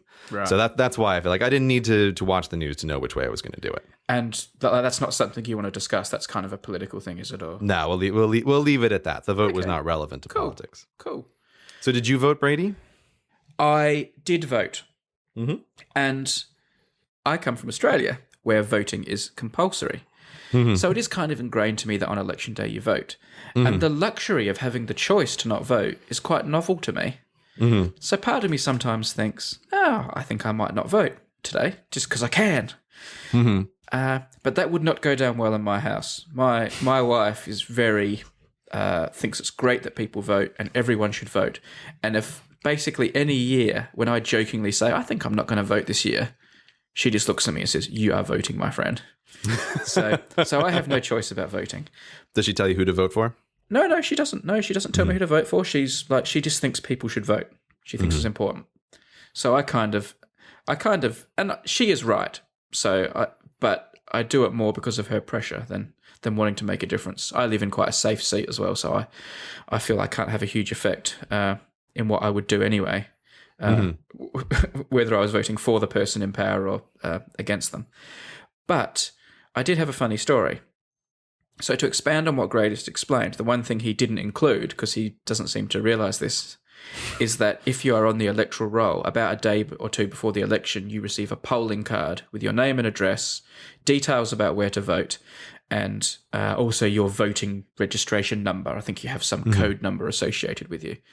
I am aware of that because I've received those before. Okay. I had mine, and basically you don't have to have it with you. They can tick you off the list without it, but if you have your polling card, it makes life really easy because they just take your card off you, tick you off the list, and you vote. So I went along to the local church. Churches often host the election, which I find so funny with this whole separation of church and state. One of the three places I went to was a church, and the other one wasn't explicitly a church, but was officially religiously affiliated. Yeah. I just find that mind-blowing as an American every time I've done it. Do they not do that in America? Are polling booths not held in churches? Depending on the state, there may be states that do it in churches, but at least where I grew up, it was always schools, and we have a much stricter separation of church and state. So the walking into a church just feels so weird on election day. It's usually like a church hall or a site. It's not usually you don't like walk down the aisle and go, and they haven't like put things on the altar where you put your No. You have to vote on the altar, and the priest is handing you the ballot. So I don't want people thinking it's some crazy religious thing. It's just convenient because most towns have a church and they usually have a hole where you can do. It makes 100% sense from a logistical perspective. Yeah. So anyway, I turned up at this church, my wife and I, with our voting card. Just outside the church, at the gate to the church, there's all the political people hoping to, give you a piece of paper or just smile at you and hope you vote for them. I'm used to that. That's normal. That's fine. I walk past them. I already know how I'm going to vote. Then I walk through the church grounds. But in this vestibule area, there's this guy in a suit. And he says, may I see your polling cards, please? And I'm like, oh, okay, well, I'm in the polling booth now and here's this official dude. This is obviously part of the process. So I show him my polling card and my wife shows her polling card and he starts writing down our numbers on this list. So I'm thinking, okay, they're checking off the numbers and stuff. This is how it's all working. And then suddenly something strikes me as wrong. And then I notice that he's wearing like a rosette for one of the political parties. Mm-hmm. And I'm like, who are you? Where are you from? And he doesn't answer. He's taking all this information. And I ask him again, like a bit more firmly, and he doesn't tell me. And then once he's got the numbers and written them down, I ask him a third time. Like, I'm not creating a scene, really. But by this point, it's probably noticeable that I'm unhappy. I say, who are you? Where are you from? Mm-hmm. And he says he's from this political party and he's just taking information. Now, this is normal. They do this. Like, the political parties do this for their own research purposes, and that's fine. I accept that. But I felt like I was a bit tricked because this guy wasn't outside with all the other people. Mm-hmm. He was like in like the holy of holies. He was in the he was in the church. He was like really close to the polling booths. Mm-hmm. I don't remember what I said, but I did. But I was really unhappy. There was nothing I could do, and I just walked in, sort of shaking my head and saying, "I think this is a bit out of order." And I walk in. 2 steps later, this official guy, because now I'm in the room where all the polling booths are, comes up to me and says, "Excuse me, sir, are you unhappy with what just happened?" He obviously knew something was wrong, and he obviously heard or saw this incident. And I said, "As a matter of fact, yes, I'm really displeased. I thought that guy was part of the polling process. I wouldn't have given him my numbers. I'm really displeased he did it. I don't think he should be there. He should be out with all the others." And this guy said, "You're right, I'm sorry. I think he was allowed there earlier when it was raining and he shouldn't be there." And I said, "Well, go and make sure he crosses my number off his list because I don't want him having my details." And my wife, who's like really embarrassed, says, "Oh, I don't care. He can, she just wants me to shut up because now she thinks I'm creating a scene. Right. I'm not creating a scene. Of course not. Of course not. I am being firm. Right. So he then goes off and like deals with this guy, obviously. So I'm all riled up now. And then I go up to the person who is supposed to cross me off the list and they give me my papers and they're like really apologetic. They all feel really bad about what's happened. I think basically the people running the polling station know that they've stuffed up and they're probably worried I'm going to kick up a huge scene and get them in trouble. So they all come up and apologize to me and I sort of smoothed things over and made some jokes with them and I went and voted and then I went back outside and he was a bit further away from the door by this point and he said sorry. And I said, "No problems, have a nice day." But I think he knew I was still a bit unhappy about the whole thing. So my voting experience of kind of, exercising democracy was not like, the sunny, pleasant thing it could have been. It was me being all funny. And then my wife's just shaking her head going, I can't believe you. I'm being like Abraham Lincoln, I believe in democracy and I believe in my rights. And I'm carrying on like I'm like when really I was just a bit riled up by some guy getting in my grill. Brady Haran, defender of the sanctity of elections. Yeah, well, there are 2 things that I think are important: the sanctity of elections and the privacy of data. And this guy was like smashing both of them in my face. So it was a perfect storm. Mm. And I think I kept my cool, but I was firm. And, my wife's really lovely and wouldn't disagree with anyone or have a conflict. So I felt a bit sorry for her, but I'm like, no, this is wrong. And like on the drive home, I'm saying, I'm sorry. I just think it's, I think it's important. She goes, oh, okay. I respect that, but whatever. I presume you don't want to reveal who you voted for. No, just because it just gets people all riled up and it's like, it's irrelevant. It doesn't really matter. And also I don't care that much. I respect everyone's view, no matter how extreme or liberal or right or left or centre or whatever. I just like, whatever. Let's all just vote. I think if everyone just votes for what they think is best for them and their friends and their people and the people they care about or the people they choose to care about, it'll work itself out. But that leads to the next thing, doesn't it? Does it work itself out? Yes. Is the system fair? Again, for people who are British, sorry to rake over stuff you already know, unless you're like Grey and don't watch the news. Sorry to rake over stuff you already know, but there have been a few little controversies to do with this election, to do with who got in and who got how many votes. Obviously, I don't know anything about any of the controversies that happened during the election. Yeah. But and I didn't follow it, but the morning after, basically, I thought, I do want to see the results. Like, I'm just curious to see how this worked out.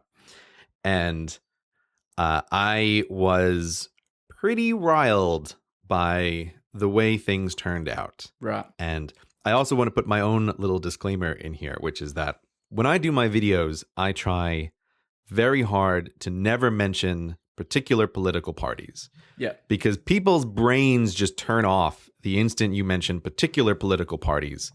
And they stop thinking about it in terms of fairness and they start thinking about it in terms of like their sports team winning. Yeah. And the only thing they care about is their sports team winning. Yeah. So I'm about to talk about particular political parties, but I guarantee you, dear listener, I could barely know less about their particular policies. I am not advocating really for or against anybody. I just want to talk about it in the abstract. But unfortunately, since we're talking about a particular election, we can't have this conversation in terms of gorillas and tigers. We have to talk about the particular parties and the way things worked out. And unfortunately for you, also, one of the parties you're about to talk about, and I suspect almost sound like you're going to sort of say they got a raw deal, is the most controversial party in the election. The reason this election is particularly galling is while I still think that America has everything you could want to go wrong with elections, America basically does. The UK is a particularly interesting example of how first past the post voting can go wrong. Yep. Because of the ways that this system happens to be set up, and because the UK, for various reasons, has been able to hang on to having multiple parties in a way that the United States and lots of other places that use first past the post don't. So in the US, you always get it kind of like, oh, it's Republicans and Democrats, and it's about evenly split, because that's the stable state of this system. But the UK still exists in a kind of unstable state where there are multiple parties, and that ends up in just absolutely bizarre results. Mm-hmm. The short thing that I think is really quite appalling is if you take a look at the votes. So the party that won were the Conservatives. Yes. And I'm looking at some pie charts here. I'll put them in the show notes. On a nationwide level, 37% of people voted for the Conservatives. Yep. Now, because the UK is divided into a bunch of constituencies, the way this works is the election isn't really taking place on the national level. No. It's 600 some odd local elections for who is going to be the member of parliament of the Shire, right? So they are going to pick their MP, and their MP is then sent off to Westminster to represent the Shire in Parliament. MP is their Member of Parliament. And Member of Parliament, you have these constituencies. So every constituency is saying, we want to send Billy Bloggs from the Conservative Party to be our Member of Parliament for the next 5 years. Or we want to send Jane Smith from the Liberal Democrat Party. We want to send her to go and be our Member of Parliament for the next 5 years. And all these people then come together, 650 odd or however many, and it's based on who has the weight of numbers there, decides who forms the government. The MPs go off to Parliament,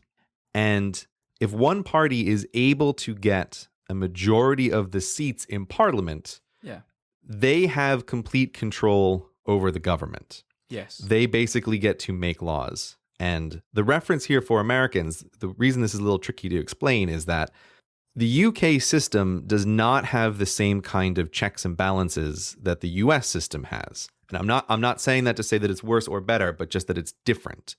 So that the thing that blows most Americans' minds is that the prime minister is not the same as the president.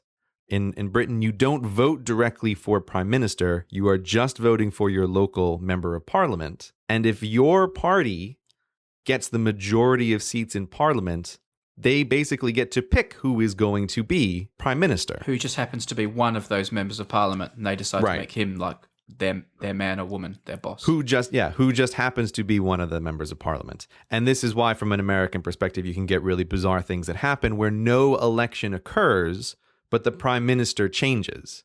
And that's because the party in charge has decided, oh, we don't like how this guy's doing things. We're going to vote him out just amongst ourselves and put somebody else back in place. That can happen, and I understand that's bizarre to Americans. But just because seeing we're catering to Americans so much here, I think we also need to point out, in 99% of cases, during the election, it's not a mystery who the prime minister will be. Yeah, you know ahead of time. In fact, the election is quite presidential in that way. And although you're voting for your member of parliament, your little man or woman to go off and represent you, most people don't even know who their representative is. And they just go into the polling booth, look for the name of the party who is associated with the prime ministerial candidate they prefer, and just tick that person's name. So it is a battle to be between two prime ministers, but... It is funnily backwards, like the practicalities of it, because it is almost run as though it is a presidential election, but there is the actual mechanics of it kind of have nothing to do with that. It's a strange and interesting system. But so the long and short of it is, if you get 51% of the seats in parliament because you also pick the prime minister, you don't have any kind of opposition. You just get to decide what it is you want to do. And you get to pass those laws. For the most part, please, people don't email me with lots of kind of stuff. But rounding it off, 95% of the time, that's the case. You have 51%, you're in charge. Fair enough. The weird thing is, because of the way first past the post works, because of the way the local constituencies work, the end result is that 37% of the voters for the Conservative Party happen to win 51% of the seats in Parliament. Yeah. But then that also means because the 37% of the voters got 51% of the seats, they also basically have 100% of the power in the government. And this is one of the things that I have a real problem with, is allowing a plurality, but not a majority of citizens basically to dictate the direction of the entire country.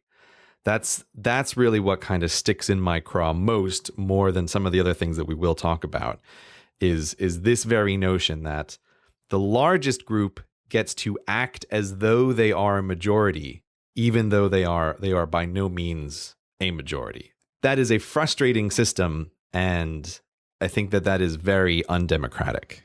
The thing is, like I said, I know you're a big expert on this, and I don't feel particularly passionately about it.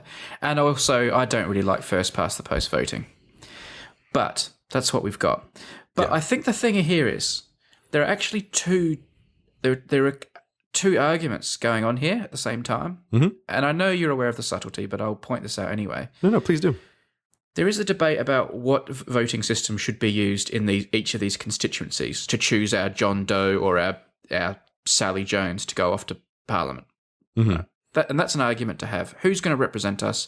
How are we going to decide our individual representative to represent me here in the hills and you there down in the city and stuff? Right. But then the other argument is the parliamentary system. Should we have these constituents and be represented in this geographical way, or should we be represented by some, committee that represents all our views and how we all wanted to vote?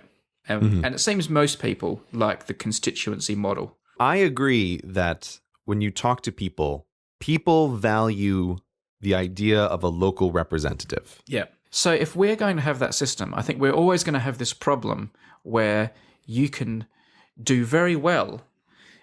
Let's just say that there's this party, they're called the UK Independence Party, UKIP, in the UK. And what happened in this election, and it's one of the things that's being raised, is they got about, what did they get, 10%? They got 13% of the vote. They got 13% of the national vote. Now, they're a very controversial party because they're to do with immigration and they're a nationalist party. But all of that aside, they got 13% of the vote and they only got one seat in the parliament. Right, which turns out to be 0.2% of parliament. Yeah. So that's the direct disparity to compare. And everyone thinks that's very unfair. And maybe they're right. And I think Gray thinks that's unfair. And maybe he's right.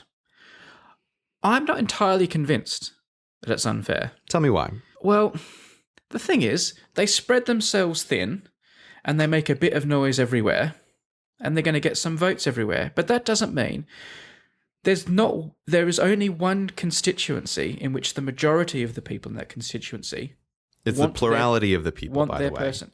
Let me tell you a story. Just to be clear, though, they didn't win a majority of the seats even there. They won a plurality of the seats. Let me tell you a story. You tell me a story. In 1974, one of your most beloved countries, Netherlands, Holland, whatever you want to call them, let's call them Netherlands. Is that going to make you happiest? That's perfectly fine. The Netherlands? Whatever you want. They like Holland, too. They had an awesome soccer team in 1974. And at the World Cup of Soccer, they set the tournament alight and everyone was really excited by them. And it looked like they were going to win it. They got to the final and they stumbled at the final hurdle and they lost the final to Germany. I think it was held in Germany, so that probably gave the Germans an advantage. But anyway, they lost. Very sad. The next year, 1978, they were still very good. People thought maybe they'll do it this time. Again, they got to the final. They got right to the end. And again, they were really unlucky and they lost the final. They were kind of the bridesmaids again. And then in 2010, they made it to the final again. Finally, was this going to be their moment? Made it all the way to the end. Just lost the final to Spain, 1-0. They lost. Mm-hmm. Now, it feels to me, under a Gray model, we would say, you've done so well so many times in so many different countries, in so many different tournaments against so many different people. Let's just give you a World Cup trophy. I know you've never actually won one. You've never actually won it. But you've done so well, and you've proven yourself to be a good soccer team. We're going to give you a trophy anyway. I think the same thing applies to this election. If UKIP are going to put a candidate in all these 600 odd seats and, get 10% of the vote in that one and 10% of the vote in that one and 15% of the vote in that one, and they keep doing well, but they never win the final, are we going to say, do you know what? You did so well again over so many seats that even though you never won, let's just give you a whole bunch of seats in the parliament anyway. This, I think, is an interesting argument. And this, I feel like, is the technicality argument. Where you're right. They basically didn't win any of the elections. And again, people, please don't email us. We are very aware of some of the complicating factors, like UKIP running a candidate in almost every constituency, and not every party does it that way. So maybe there are reasons why their votes seem larger than they should be. We're aware of all of this. But so when you talk about winning a local constituency, my view on it is the constituencies are the exact same problem as the national election, but just smaller. The whole problem, in my view, is the idea, which seems comical if you think about it, that a single person is going to represent in any meaningful way the views of a large group of other people. Well, this is no longer about voting then, is it? This is actually about the whole parliamentary system. How are we represented? Are we represented? Because everything's going to come down to that problem. The president of the United States comes down to that problem. The president is an interesting case because the president, in large extent, is a kind of veto. That is the president's primary power. So let's put that to the side for a moment. But if you zoom down to any single constituency, I looked up the numbers for the constituency in which I live, has voted for the same party for as long as it has ever existed, and almost always by a 60% margin. That right there is the fundamental problem, that the idea that person or whoever that party happens to run every single time for more than half a century, for more than twice my lifetime, that party completely and utterly represents the interests of this particular section of London, that doesn't make sense. And I don't think that it is fair. And in this case, at the very least in this constituency, it is a majority. It's a majority of the voters who are selecting that candidate. But it still means that for all of time, the other 40% of people who live in that constituency never have any influence or representation at the national level. But the only true alternative, the only totally fair alternative, is that each of the 65 or 70 million or however many people live here in the country have one representative for them. And we have a parliament that has millions and millions of people in it, so that we are all represented on every vote, on every law. You have to at some point. Well, yeah, but here's the thing: that argument is the direct democracy argument, right? Is say, okay, do you want to have a direct democracy where the people vote directly on the laws? I think you can make pretty convincing arguments that that's not a good idea. But there is an enormous degree of difference, or there's an enormous amount of space in which there are options between direct democracy and a single representative per however many tens of thousands of people are in each constituency. Yeah. And this is one of the reasons why I made those voting videos, to show that there are several systems that allow people to still have local representatives, which they value, I think overvalue, but it's what people want, and still have national parliamentary results that better reflect the actual will of the people. That is my issue, is that I think when you look at, I'm looking at these pie charts on my screen right now, which show, right, the 37% blue for the votes, which end up with 51% in terms of representation. And then, it's not even just UKIP. It's looking at this chart, right, you have UKIP had 13% of the vote. They end up with less than 1% of the seats. The Liberal Democrats They got basically 8% of the vote. They get 1% of the seats. The Greens got 4% of the vote. They get 0.2% of the seats. Like, it's that to me, when you look at that, I don't care who the parties are. I don't care what they stand for. I think this result where a third of the people end up with 100% of the control and 66% of the people end up with no control and no meaningful representation, that delegitimizes the entire process in my mind. It makes it hard to say, and why does this ruling government have legitimacy when only 37% of the people voted for it? I find it very difficult for a government to make a convincing argument why they should have 100% of the control. The reason why I don't like local representation so much is because if you control where those borders are drawn, you control the entire election. You know, if someone said to me, I get to redraw these boundaries, you know, I could instead make it an almost completely different government, right? I could put together a coalition of any other government that I want. And that's one of the reasons why I think the local representation thing is just overvalued. People don't realize how much where those boundaries are drawn will wildly affect the elections. Before we come on to that, all right, because that's a separate issue, and I know the two are tied together because having power gives you. But let's leave the issue of boundaries aside and manipulating boundaries. Let's just stick for a bit longer. Yeah, the UK luckily doesn't really have that problem. The boundary commissions are pretty good in the UK. Okay, but where those boundaries end up still does change the elections. Yes. Okay, let's put that to one side then. Let's talk for a bit longer about this whole issue of the Conservative Party, only got 37% of the vote and they're in power. Mm-hmm. And these other ones, imagine a parliament that did represent all the voting, 37%, 30. What a complete and utter quagmire, log-jammed mess that would be.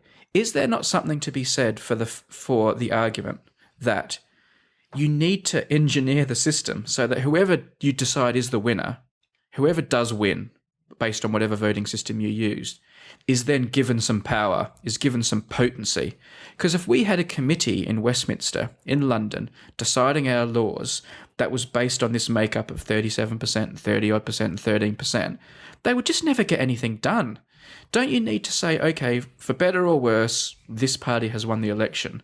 Let's just give them some power for 5 years, because otherwise you just can't govern without power.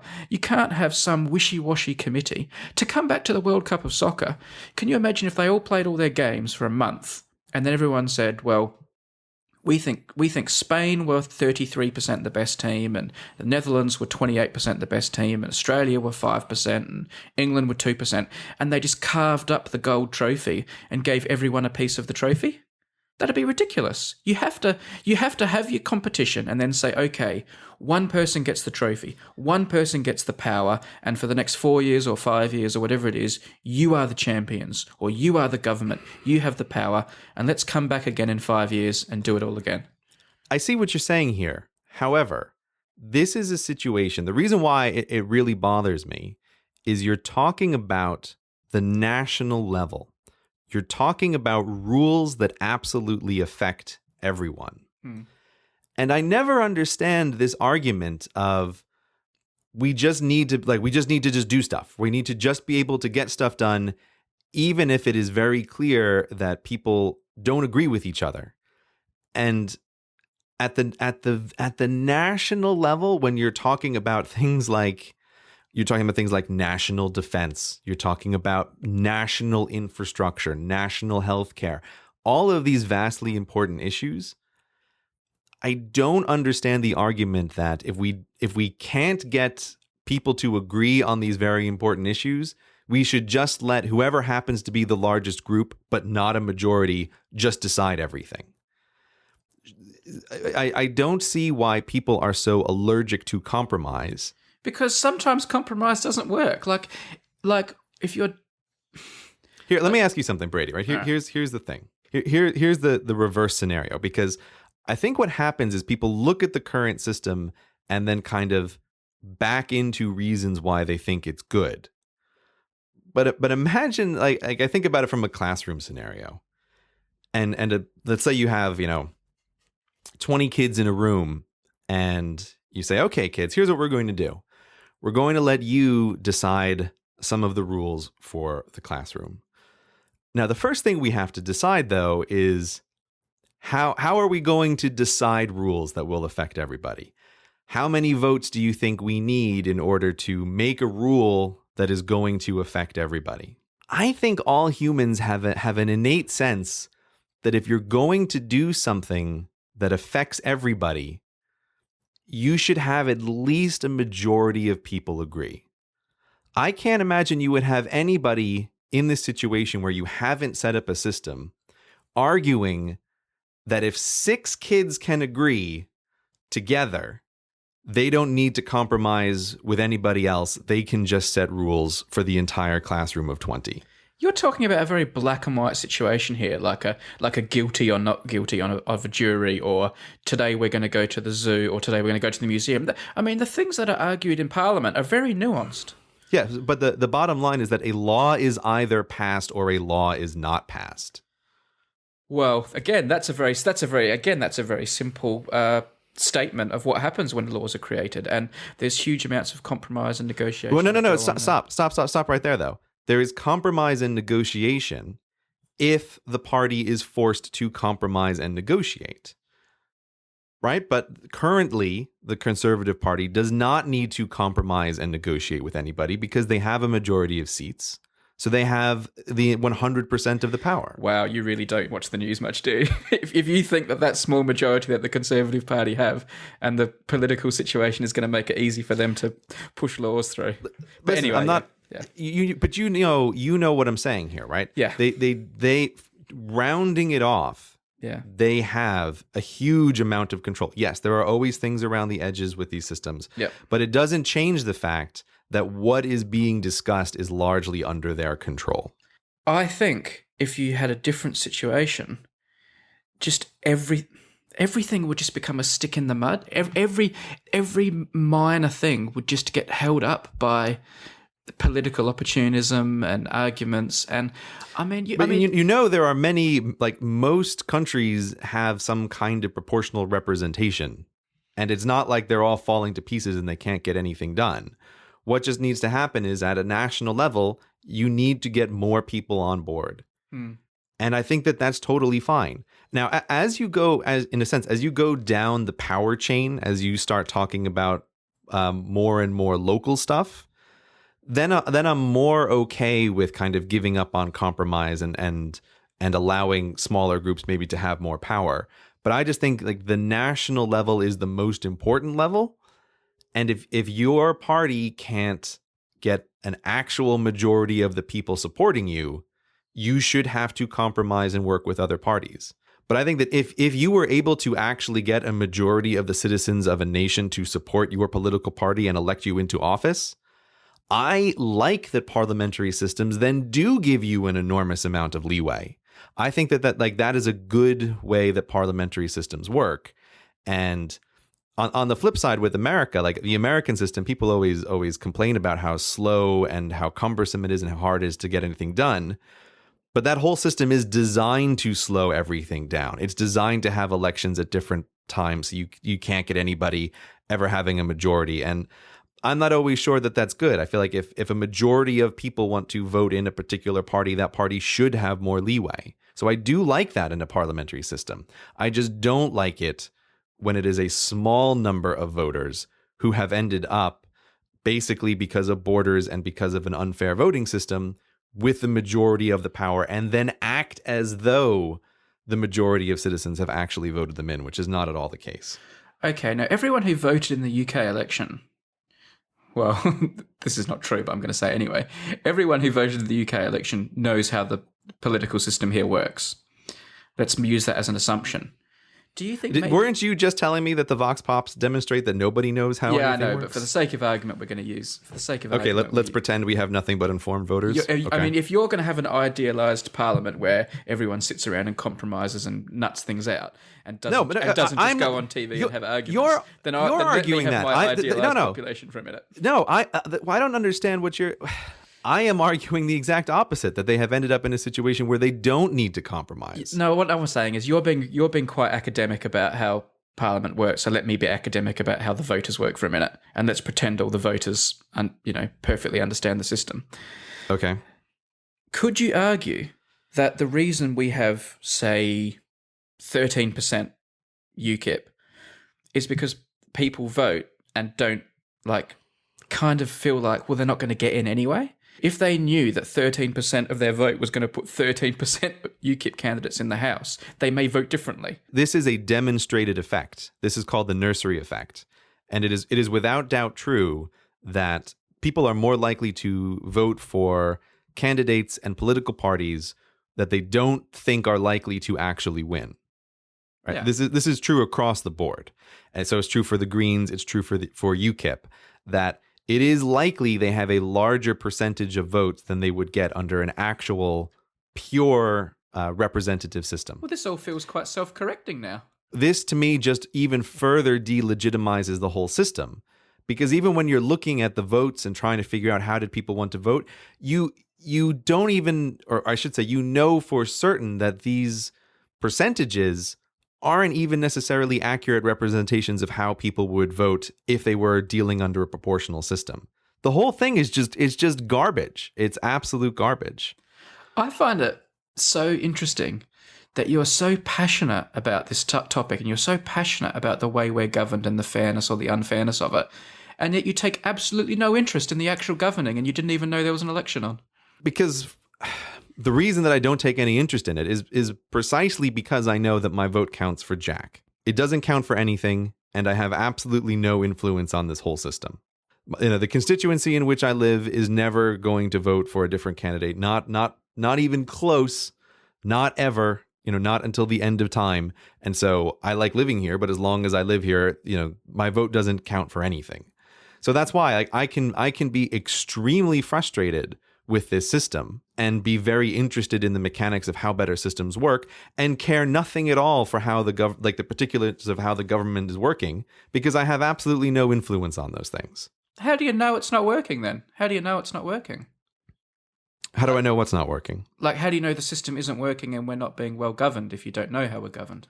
What I mean is that the system is not representing what I think is the will of the people that you see in the way the votes are distributed. That's what I mean. I'm not talking about are the trains running kind of thing. I mean that the national level government is not any kind of reflection of how the people are expressing their votes. That's not what. But do you know that the debate or the conversations aren't being shaped by it? Obviously, the number of people with their bums on the chairs in the building don't represent the percentage of the votes, but do you know that there aren't more subtle things at play here? Because everyone knows these numbers. Right. And everyone knows another election is coming. Do you not think that the polls and I know this is a bit wishy-washy, but I don't think I'm not sure what you're asking here. Well, everyone's... Are you asking, do political parties pay attention to these polls? You bet they do. Yeah, of course, the conservatives care a lot about the fact that UKIP gets such a big percentage. Yeah. And if I was the political strategist for the Conservative Party, I would be very worried about those high numbers for UKIP. And it seems from the little bit that I know that it is very likely that the Conservatives have changed some of their policies to try to woo UKIP voters. So that is correct. You are quite right. I agree with you. I don't know if you're correct, but I agree with you. It does seem that way as well to me. I mean, that's my guess. I don't know. But that says to me, look, I don't care about this, and I think the voting system's rubbish too. But this says to me, if the party that's governing is being shaped by this 13% of the vote that UKIP got, then even though they haven't got the bums on seats, they are shaping the debate and the way we're governed. And something's working somehow, a bit. It happens to be sort of like a compromise, but it's like a crappy second order effect. You would never design the system intentionally to work this way. If the growing number of Green voters slightly influences the Labour government to change their policies in particular ways, that is a benefit, but there are much better ways to design a system to do that on purpose without negative effects that the current system has. That's my frustration. Has any country got it right at a national level, in your opinion? Everybody has their problems. I don't want to single out anybody in particular, but I would say that in the developed world, the US and the UK, and I would include Canada, have particularly interesting combinations of problems that all exacerbate each other in unfortunate ways. Many of these things is like the first past the post system, which is common to all three of them, is terrible, but all three of them also have other things that make it worse. And so while many other countries that use different systems, or even within the UK, parts of the UK use things like single transferable vote, which I do quite like. It's not exactly proportional. But if you have a slightly better voting system, it can greatly mitigate other problems that the country has. Gray, you completely answered that like a politician. Like when you say to the politician, "What are your policies?" and they just then start slagging off the opposition. I said, "What's a good one? Who's doing it right?" I know you don't want to like get people jumping on your back, but could you name a bunch of countries, or just like I'm just kind of feeling like you're just downing the US and the UK and Canada, and maybe rightly. But I just want to know where to look for someone who's doing it right. I don't want to name anyone in particular. People will just get mad. Do you like Australia? I'm from Australia, so the only one I'll ask you about specifically is Australia because that's where I'm from. Yeah, I was wondering if you were going to ask about Australia, because the funny thing about Australia is they have the alternative vote, but as we discussed on a previous podcast, they do it in the worst possible way. But I still think it's better than the way the UK system works. It's still not very good. Okay, so there are better ones than Australia out there. Yeah, there are definitely better ones than Australia. Okay, will you tell me off air which country does it right so I can go and read about them? I won't tell anyone. We can talk some of the particulars off air. Okay. Gosh, imagine what would be like off air if this is us being like podcast restrained. Yeah, I still just say that like the first past the post really makes things worse, and the problem on the national level about misrepresentation is the same problem you have at the local level about misrepresentation when you are only going to select one representative. You know, if you look at any of the smaller places, it's really interesting. Like if you just look at Scotland, the Scottish National Party was really helped by the first past the post system. Yes. Because people have been showing it on Twitter, this funny little map of the UK that it basically looks like Maggie Simpson because most of the country is blue except for Scotland, which is this yellow head. But it's a similar thing where the Scottish National Party basically took every single seat in Scotland, which makes it look like everybody in Scotland voted for the Scottish National Party. But like that's not the case. That's not the case. But if you voted anything except Scottish National Party in all of Scotland, you basically don't have any representation. And first past the post helped them in that way, where they got 5% of the vote, but they ended up with 9, almost 10% of the actual seats in Parliament. So it's just like this whole system is just weird. You know, if you can distribute your voters so that you get a plurality of votes, that's awesome for you as a political party. But if you can't do that, it's terrible for you. So I'm just frustrated with the whole thing. You make some good points, and you know it well. I mean, you do seem like the sort of the wishy-washy. Let's all sit in a circle and each be fairly represented and have a big hug, and then we'll all just compromise. And I guess I've sounded a bit more ruthless, like I'm giving out World Cups and dismissing the losers to go and suffer for years. And if you don't win on the day, you never win. But you seem to want to reward losers. Look, let me ask you something. Okay. Do you think a third of the people should be able to decide whether or not the whole country goes to war? Like, this is the kind of stuff that happens on a national level. Yeah, I mean that's why it matters. Like, you know what? I think if you're going to declare war, you need to get more than a third of the people to agree with you. You shouldn't be able to say, "Oh, we're the biggest group." Okay, let me put the opposite argument. Let me put the opposite argument to you. If some invading force is coming and pointing their nuclear missiles at you and they're just about to blow you off the face of the earth, do you think a group of 600 people should sit around and hold hands and think, "Oh, what do you think? No, what do you think? No, what do you think? Let's put it to another vote." Brady. No, let's just have someone in charge and bloody press the button. Let me ask you something. Don't you think, right, in an existential situation, people would agree? Right? People, if the do you problem want to take is that big risk? Or do you want to give someone power? I am very happy to lay it on the table. And this always happens in these conversations. People act as though humans can never possibly agree on anything. And like humans are actually very good at this kind of stuff. If you have a big obvious problem with a big obvious solution, what do you think? You're going to have people not agreeing about that? Of course people are going to agree. I mean, it does happen. But anyway, I mean, you're right. Necessity is the mother of invention. And it's probably also the mother of compromise. But that's exactly right. And but let me tell you, we're decorating our house at the moment, as you know. And before you even start, this is what I was just about to say this exact thing that you're going to talk about. The reason people imagine that committees argue and bicker and do all of this stuff is because the smaller the stakes, the more people can feel free to argue about this kind of stuff. And so when there's a huge debate and you can't get anybody to agree, usually it's like it's not over something that is absolutely vital if it goes one way or the other. Right? This is the bike shed effect, right? Everybody wants to argue about what color to paint the bike shed. Right? And so you'll have a huge argument in a committee about that. But when you get down to like important stuff and you're bringing experts to the table, it's a lot easier to get people to agree on important stuff than it is unimportant stuff. Well, that's not exactly what I was going to say. I was going to say that we're decorating the house at the moment and we don't always agree on what color paint to use. But in the end, I have given the power to my wife. So we don't end up with rooms painted different colors. I've given her the power to decide. And I think there's something to be said for giving someone power to decide things, even on a But you temporary voluntarily gave that power over, right? You have implicitly agreed to go along with what she said. This is what a coalition is. This is what a coalition government is, right? Where, you don't always get our way, but we're kind of agreeing to go along with you. But I can guarantee that if she came back with some kind of fuchsia that she wanted to paint the whole house and the dogs in, you would withdraw your consent because that would be stupid. It just sounds like you want a big committee of millions of people, and I don't want to. I think the parliament is way too big.